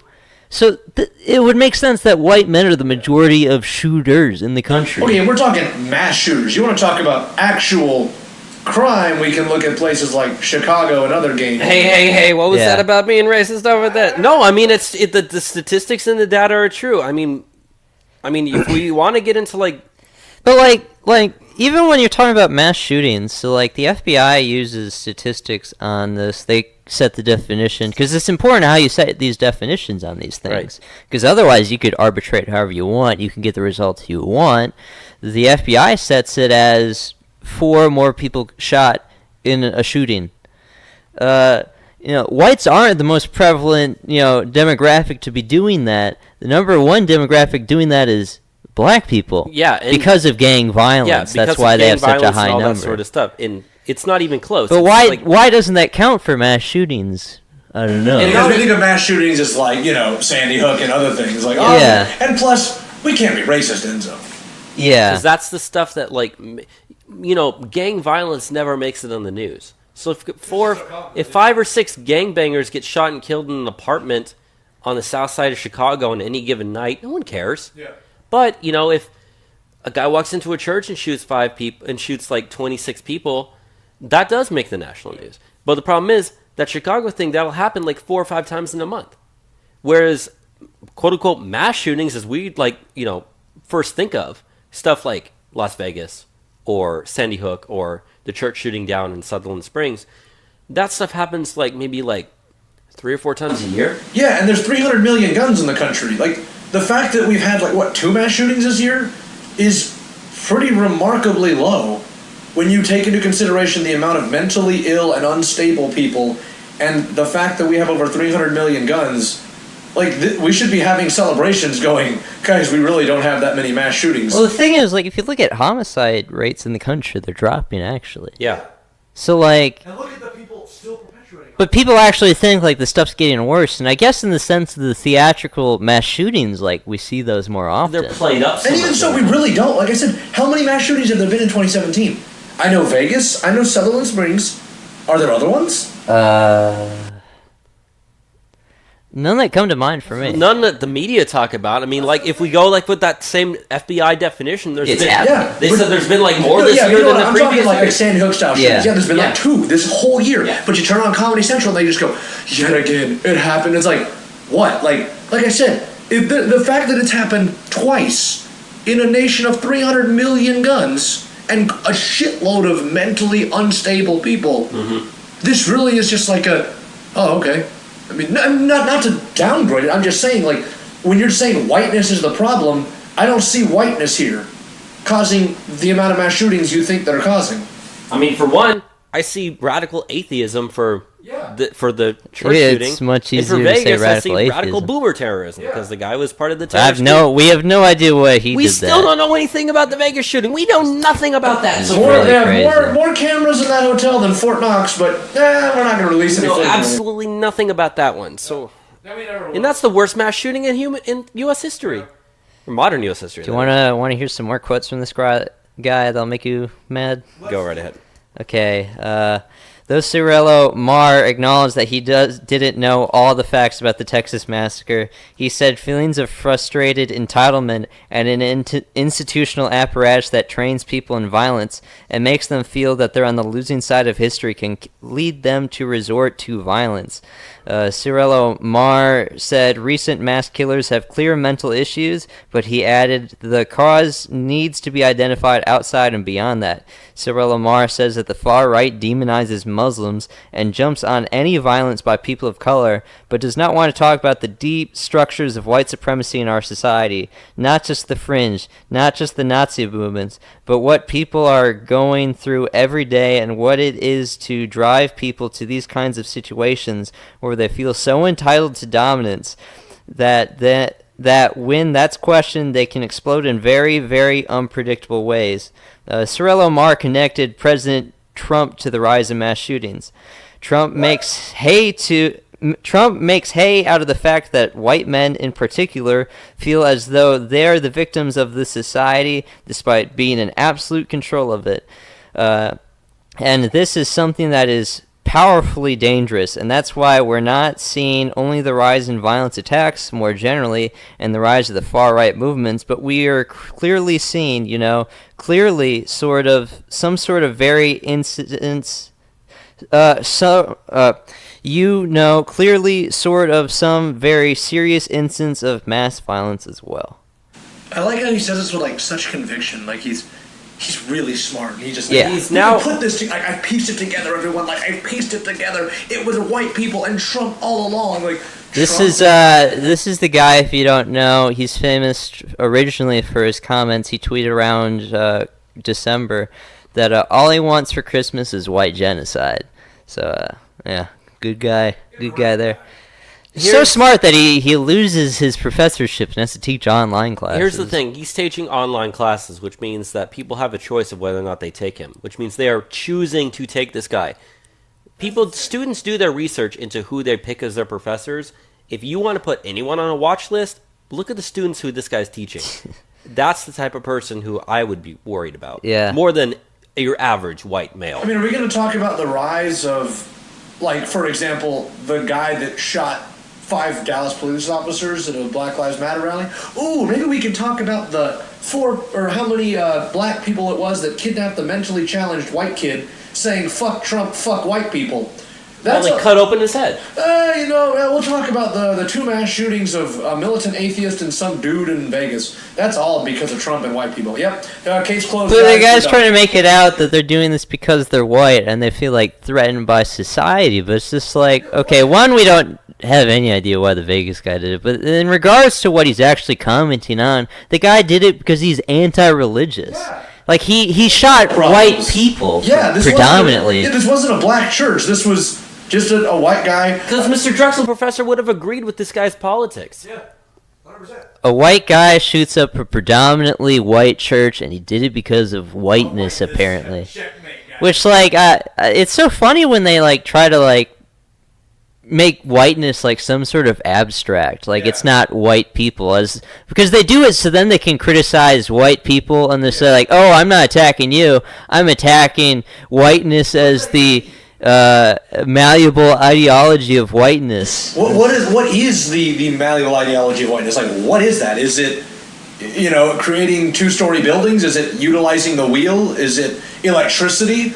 I mean, because whiteness is a social construct. White people don't actually exist, even though, like, no, this is legitimately what they think. But then, like, you say the inverse on them, like, well, then there's no such thing as black people. What is blackness? Yeah. But black is a legitimate identity for them. It is. But being a white person identifying as a white person isn't. It's really convoluted, and it's only convoluted because they're morons. It's just like an extension of class warfare, but it's racial warfare because they're Marxists. But yeah, let's move on to the next one. The next story is a good story. Yeah, this is actually a good story. Positive. So, a California professor from Fresno State University has been ordered to undergo First Amendment training and pay $17,000 as a result of a district court settlement. This is the professor, Dr. Gregory Thatcher, who recruited students from his class to help deface the Fresno State Students for Life chalk walk. Sidewalk chalk. Sidewalk chalk. I said the wrong. Thatcher allegedly harassed and intimidated the group. Well, he didn't even allegedly do it. It's caught on freaking video. Yeah, you can watch they have video of this guy. Yeah, because the video went viral. That's part of the reason why this guy's famous. Accusing them of chalking outside the free speech zone on campus, which hadn't existed at the school since 2015. The Pro-Life Club's president, Bernadette Tatsy, told the News, she said, quote, "What the professor did was wrong, and the only permit a student needs to speak on campus is the First Amendment. That is a true statement." Yeah. The shock messages encourage students on campus to seek pro-life health care options. They captured the exchange of herself and Thatcher on video in a clip of the incident. That's the one, if you look it up, that's the viral video. It's got, like, captions and everything. It's very, very, very good. Students for Life is the one who actually published it, so you can look up there. Just type in Fresno State Students for Life. Video will come up. So this guy, he had to pay their legal fees, and he also had to donate a big portion of money to conservative causes. Yeah, I'm getting there. So, he said, part of the video, he said, free speech is free speech in the free speech area. It's a pretty simple concept, okay? This doesn't constitute a free speech area, okay? He says, you have permission to put it down, and I have permission to get rid of it. This is our part of free speech. College campuses are not free speech areas. Do you understand? Obviously you don't understand. This is a guy who's teaching your students. Yeah. As part of, and this is what Enzo's saying, as part of the settlement in which the Alliance Defending Freedom represented the Fresno State Students for Life. Thatcher will pay $1,000 to Tassi and $1,000 to another student, Jesus Herrera. Sorry, my throat's whatever. Along with some attorney fees. The professor is also required to undergo First Amendment training to be provided by the ADF. As I go on... This guy's a doctor. Yeah, this guy said, quote... He has to go take classes now. This guy said, quote, I did not in any way admit to any wrongdoing. I did agree to sit through a training seminar because I loved to learn others' thoughts and opinions. This is an opinion. The First Amendment's the law, dude. Here's the only thing this guy needs to be learning how to do, and that's how to get another job. If I was Mr. Fascist Dictator over there at Fresno State. There's so many professors like this, and they're all protected through tenure. But Tassie, the girl, she said, the important thing is not about the money, it's that Dr. Thatcher won't be able to interfere with our expressive activities again. And then it pretty much goes on to say, where Travis Barham, ADF legal counsel, said Thatcher was in a league of his own with such a flagrant violation of the First Amendment. He said, this is a particularly extreme case because you have a professor trying to wipe away the chalk itself. Far too often, university officials try to play the role of speech police and try to restrict what can be said and where it can be said on campus. So, I mean, that's a true statement as well. There's so many professors who just try to restrict the free speech rights of students in thinking that they're doing the right thing. But, well, a lot of them, truly believe that the purpose of college is to make you a liberal. Yeah. No, and they do a pretty damn good job of doing it. They do have, good success rates on it, because a lot of kids are just so impressionable and, not top-tier thinkers, and they go to school and they want to learn, and they meet these people that have spent so many years in college, and they're just like, wow, this guy knows so many more things than I do.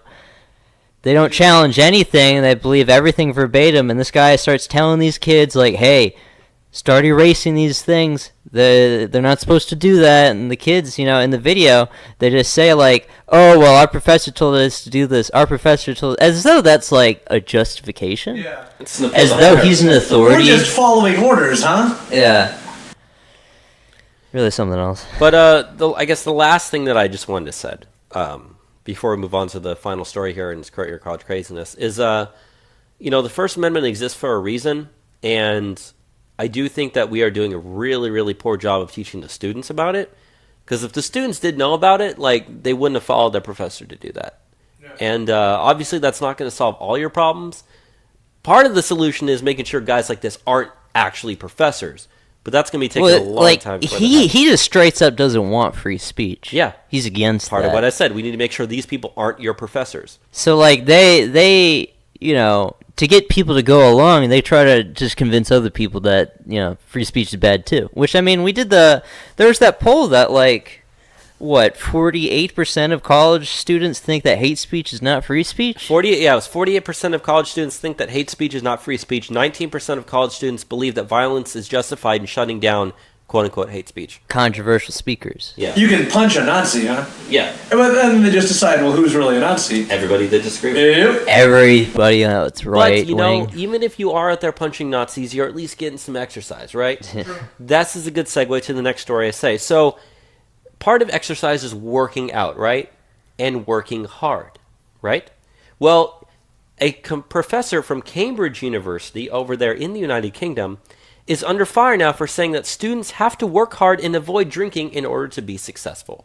Very true. Yeah. But, it's very, very dangerous. So, you guess his name was Eugene Terentjev, draw the fury of students and mental health activists after sending out an email last week to the first-year natural sciences undergraduates at Cambridge, telling them the course will be difficult, and thus they should refrain from drinking and other social activities if they wish to succeed, according to that email that was leaked to the student-run publication Varsity. They said, in his email, he said, quote, physical sciences is a very hard subject which will require all of your attention and full brain capacity. And for a large fraction of you, even that will not quite be enough. He says, you can only do well, i.e. achieve your potential, which rightfully or wrongfully several people here assumed you have, if you are completely focused and learn to enjoy the course. People who just take the course but enjoy their social life can easily survive in many subjects, but not this one. He added, remember that you are not at any other university where students do drink a lot and do what they regard as having a good time. And you are not on a course, as some Cambridge courses sadly are, where such a behavior pattern is possible or acceptable. Well, a mental health campaign at the university, Student Minds Cambridge, said the message sent by the professor could be extremely damaging to the mental well-being of the students concerned and potentially others as well. Right, because it's mentally damaging for someone to tell you need to, work hard, pay attention, and not drink or do drugs or anything. They're acting like children. They are acting like children. It's not forever. It just means, like, for this class, I'm going to recommend that you really put all your effort into the class, and then when it's over, you can do whatever you want. Granted, I guess his tone, he's being a little sarcastic there. If you want to take effort, take aim at that. Don't take aim at the message he's pushing. The message he's pushing is absolutely correct. So, yeah. He's probably being investigated, and I guess it's controversial to say you have to work hard and don't do any bad things in order to be successful in your life. Yep. Yeah. Well, want to go to the break? We'll come back. Let's go to the break. We'll go to the break, come back, do international news. We'll see you in a bit. Okay, welcome back from the break. We got just a couple stories out of international since we got a lot of the Asia stuff out of the way already. Yeah. But let's start off with the Middle Eastern news. And we got some really good news out of there. The Syrian army and their allies have captured the last major ISIS-held town in Syria, the town of Abu Kamal, located on the Euphrates Valley on the border with Iraq. So pretty much, all that needs to be said is the war against ISIS in Syria is pretty much over. There's a little bit of strands left in Iraq, but the Iraqi army was also part of the combined forces in this operation on Abu Kamal. So, yeah, ISIS is pretty much just defeated now. Which is great, which means all these refugees can go back, right? Yeah. They'll all go back, I'm sure. It's interesting, though, Trump, he said, no one to defeat ISIS quicker than me.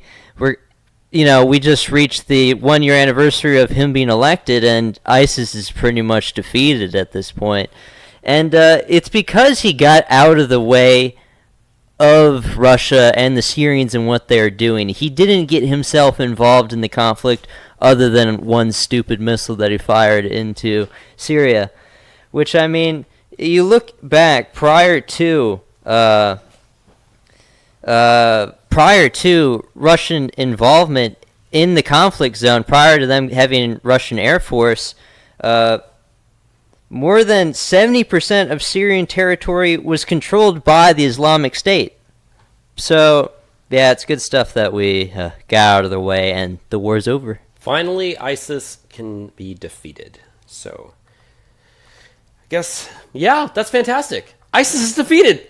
I don't think it's going to slow down any of the sleeper cell. Well, that's the exact problem is ISIS in Syria has been defeated. And ISIS in Iraq is pretty much gone, but ISIS still exists in a lot of other countries across the world.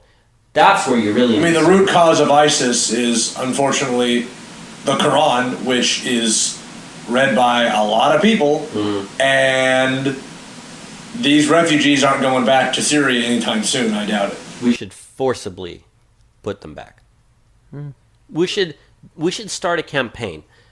Make Syria great again. You start by sending all the Syrians back to Syria with the advanced knowledge that they have now learned from living in Western society. Well, a lot of those are anti-Assad people. Okay, and? So, they're going to be rebels if they go back. Good, then let them fight it out. Yeah, that sounds great. Not my problem. I don't know. Let the Civil War end, It's the price at least. I'm willing to pay for them to not be here, Enzo. Anyways, we have 2 more stories in the Middle East because I'm actually adding one right here. So go ahead. Okay, so I'll get into the next one then. An explosive leaked secret Israeli cable confirms Israeli-Saudi coordination to provoke war. Earlier this morning, and this, when I say this morning, I mean as of Tuesday. Early this morning, Israeli Channel 10 News published a leaked diplomatic cable which had been sent to all Israeli ambassadors throughout the world concerning the chaotic events that unfolded over the weekend in Lebanon and Saudi Arabia, which began when the Lebanese Prime Minister Saudi Hariri unexpectedly resigned, and he was summoned back to Riyadh by his Saudi backers, and led to the Saudis' announcement that Lebanon had declared war against the kingdom. The classified embassy cable, written in Hebrew, constitutes the first formal evidence proving that the Saudis and Israelis are deliberately coordinating to escalate the situation in the Middle East. The explosive classified Israeli cable reveals the following.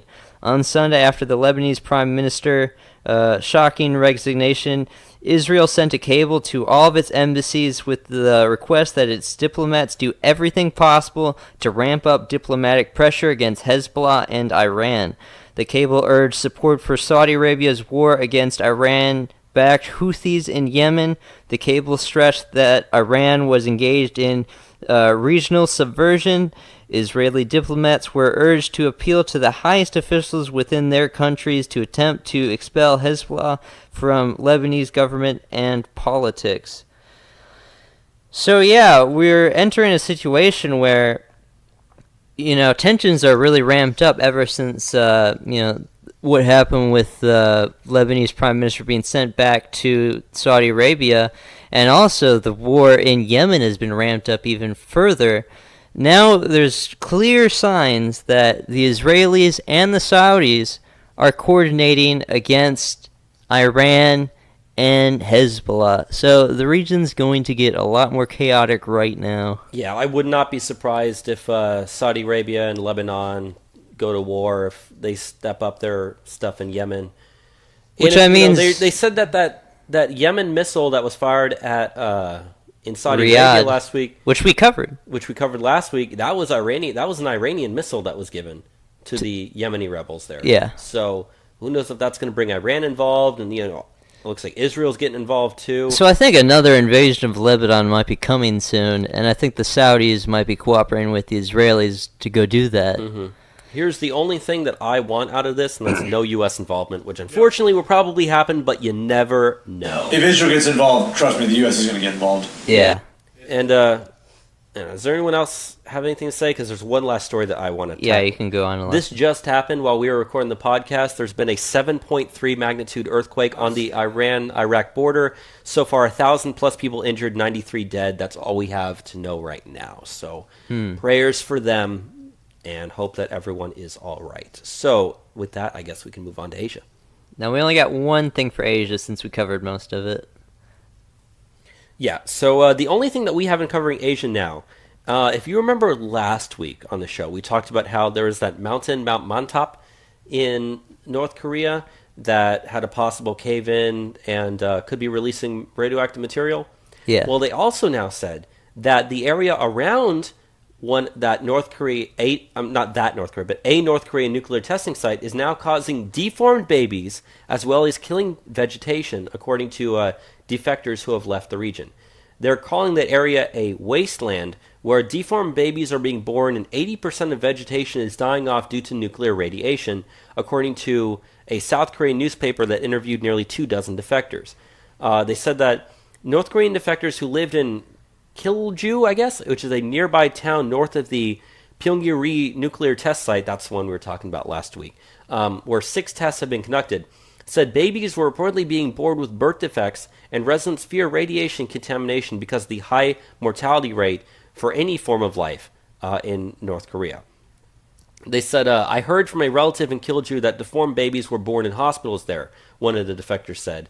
Another added, I spoke on the phone with family members I left behind there, and they told me that all of the underground wells dried up after that 6th nuclear test. So they don't even have water anymore. Okay, and that's part of the reason why all the vegetation is dying as well. And one of the people said, I personally saw corpses floating down the river with their limbs severed, the defector said, adding that local residents were also ordered to dig deep holes for those tests. During the first nuclear test, which was in October 2006, and the second one in May of 2009, only family members of soldiers were evacuated to underground shafts. Other people were completely unaware of the tests. And that's part of the reason why they saw those dead bodies, because a lot of people died. So she said, if you plant trees in the mountains there, 80% of them die. You can blame it on poor planting, but the number of trees that die is higher than any other area of the mountains. So, yeah. Birth-defected babies, no vegetation, wells are drying up, people are dying, and this is without a massive radioactive leak that could potentially happen if that mountain collapses. Take that how you wish. So Bad stuff. Bad stuff. Good thing Trump's over there putting the pressure on countries like China, who have now agreed to, put some more sanctions on North Korea, because they're only killing their own people at this point. See if it does anything, hopefully. Yeah. Let's move on to some European news. The first thing we're going to start off with is there was a march in Warsaw, Poland yesterday, part of their Independence Day march to celebrate the rebirth of their nation in 1918. They assembled under the slogan, "We want God," to highlight the important element of Polish nationalism and its strong identification with the Roman Catholic Church. There's estimated around 60,000 people took part in the march. There's some really good photos of it and videos available. People carrying flags and torches and whatnot. Also, there was a pretty strong messages against not wanting to take in more refugees. Particularly, there was a banner that shows that Islam is a Trojan horse into Europe. Apparently, there was also around 1,500 Antifa that were outside protesting their little rally, but there was no fighting that took place. The police took care of it.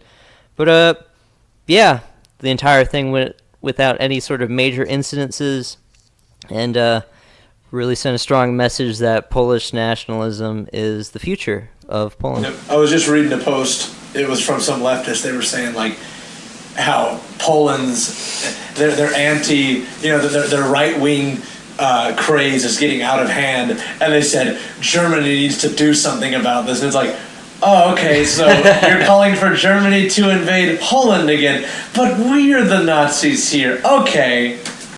No, it's great. I mean, I've said it on the show before, and I'm going to say it again. I think that Poland, Hungary, and the Czech Republic are the best hope for Europe right now. Poland has the second, best freedom of speech record in, the world besides the US. Which, that's actually a good segue for the next thing. Okay. So, it was revealed this week that there's internal German military plans that are preparing for a conceivable collapse of the European Union by 2040.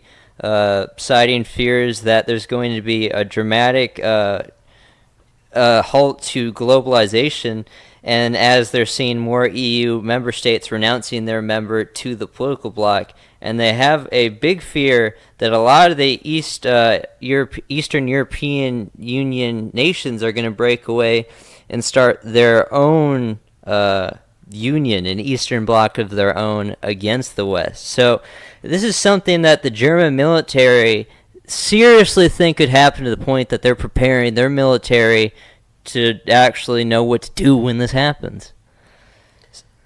Yeah, and honestly, I think that this is really telling of the times, because if they weren't actually serious about thinking this is a possibility of happening, they wouldn't be doing it. And, I mean, frankly, I hope the EU does break up. The EU is not good for Europe. It's not good for the entire world.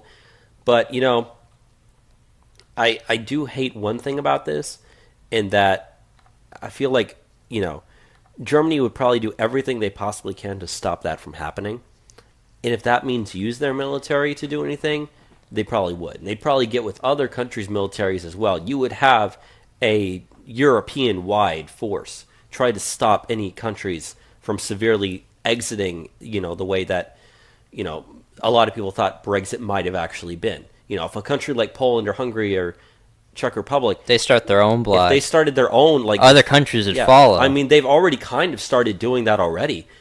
We talked about the show in the past, but if they just started to say, you know what, we're not going to stop, we're not going to listen to the EU, we're going to form our own legislative body, we're going to worry about our own matters, and we'll deal with you in a couple of weeks when we're all ready. So goodbye, sayonara, we're closing our borders. We're not letting your people in here. We're not letting our people go over there.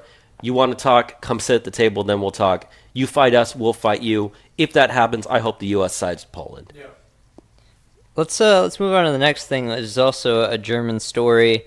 German parents can register babies as third gender, court rules. Germany's top court has ruled that there must be an option of registering a gender that is neither male nor female on birth certificates. It would make Germany the first European country to allow parents to designate their intersex offspring as a third gender. You know what? They have to be intersex in order to do that? Or it allows the parents to set the gender. So, because it said allow the intersex, like it would make sense if it was like, okay, it has both parts and you choose, but if it's literally just, this is a boy but I want it to be a girl. That's what they're referring to. Okay, that's idiotic. They must allow parents to register their babies as intersex. That's not how chromosomes work. That's, it's child abuse is what that is. It is. God, we really do have to take back Germany, don't we? It's crazy out there. What is the next story? Oh, you got the next story. Okay, so the next story, this is actually some good news coming out of Britain. So, the wages and salaries of domestic British workers are starting to go up now that migrant labor is declining in a Brexit Britain. Well, whatever Brexit Britain you want to actually call it. Post-Brexit. They haven't actually fully left yet, but you understand. Yeah. They said that with the rate of inflation quickening to its second strongest since November 15, starting salaries are starting to rise sharply overall. The REC, which I guess stands for the Recruitment and Employment Confederation, they released some statistics that were out. They said that buried in its positive findings beneath a litany of complaints about the growth slowing down as a result of businesses being deprived of the vast labor pool that they've enjoyed under the EU's free movement regime, before a reluctant admission that, quote, for job seekers this is good news, as employers are willing to pay higher starting wages to attract the right candidates. This is exactly what we've said in the show about immigration as well. Immigration drives down wages. Yeah. That's true in the United States. It's true both legal and illegal. Right. It's true in the United States. It's true in Britain as well. By deciding, hey, we want to leave the EU, and the repercussions that follow that, the amount of foreign labor is declining there, which means that you have to start hiring your own people to fill those jobs. If your own people aren't willing to work at the low wages, you're going to have to force them to be paid higher wages. It's just kind of basic supply and demand. Precisely. I mean, if the supply of labor is limited, then you need to pay more to meet the demand. So, yeah, the leftists try to say that this isn't a thing, but it's happening right now. Happens exactly how we said it would happen. Yeah, by their own government statistics, buried deep within the document as well. They're trying not to let that information get out. Yeah, it's always not it won't be the title, the headline, but when you actually read the article, you start to realize, maybe these guys were right. It's, in the third paragraph, the 600th page of this, 5,000-page document, one little line. But no, so that's really good news there. Unfortunately, also out of Britain, here's some bad news. A violent Somali criminal who has been jailed 13 times has just won an £80,000 payment from British taxpayers because he was in detention for too long while the Home Office tried to throw him out of the UK. Yeah. Honestly, how do you even get arrested 13 times? That's actually hard to do. Not only was he arrested 13 times, he has 30 convictions to his name. Gee, seriously, this guy is, almost impressive. That's England for you. Yeah. Abdullah Raham Mohammed, 39, has been jailed more than a dozen times for crimes including affray. What's affray? The crime of affray? I don't know. Knife possessions and multiple assaults and robberies. But I know what those are. What? I know what those are. Yeah, I know what those are. In England, it's like a knife with a 2-inch blade is highly illegal. Yeah. But a judge has now ruled that the Home Office Department kept him in prison for 445 days too long while trying to deport him. Oh, boo-hoo. Despite describing him as a prolific and violent offender, Judge Edward Pepperell, QC, awarded him £78,500 in compensation. It's going to be worth a lot in Somalia. Yeah. Exactly. In a Wow, a lot of description AKs. described as an ironic understatement in court, Muhammad's own lawyer said he might not be considered an asset to society. His own lawyer said, yeah, this guy sucks, we shouldn't have him here. But the judge is like, oh no, you kept him in detainment too long. Here's £80,000. Oh, he should have been kicked out, like, the first time he was arrested. That's like a full year's wage and like a high wage. Yeah, not only that. Because the pound's worth more than the dollar, so like this guy's making like 95,000. Not only that, the judge said, quote, I can well understand why the Home Secretary might wish to deport him. Okay, but the judge ruled that Muhammad had been falsely imprisoned and was entitled to justice in civilized society. This guy isn't even British. He shouldn't even be in Britain. No one like him should even be in Britain. He's committing a lot of crime. The only place he belongs is in the Horn of Africa, where he came from, where his people are, where he belongs.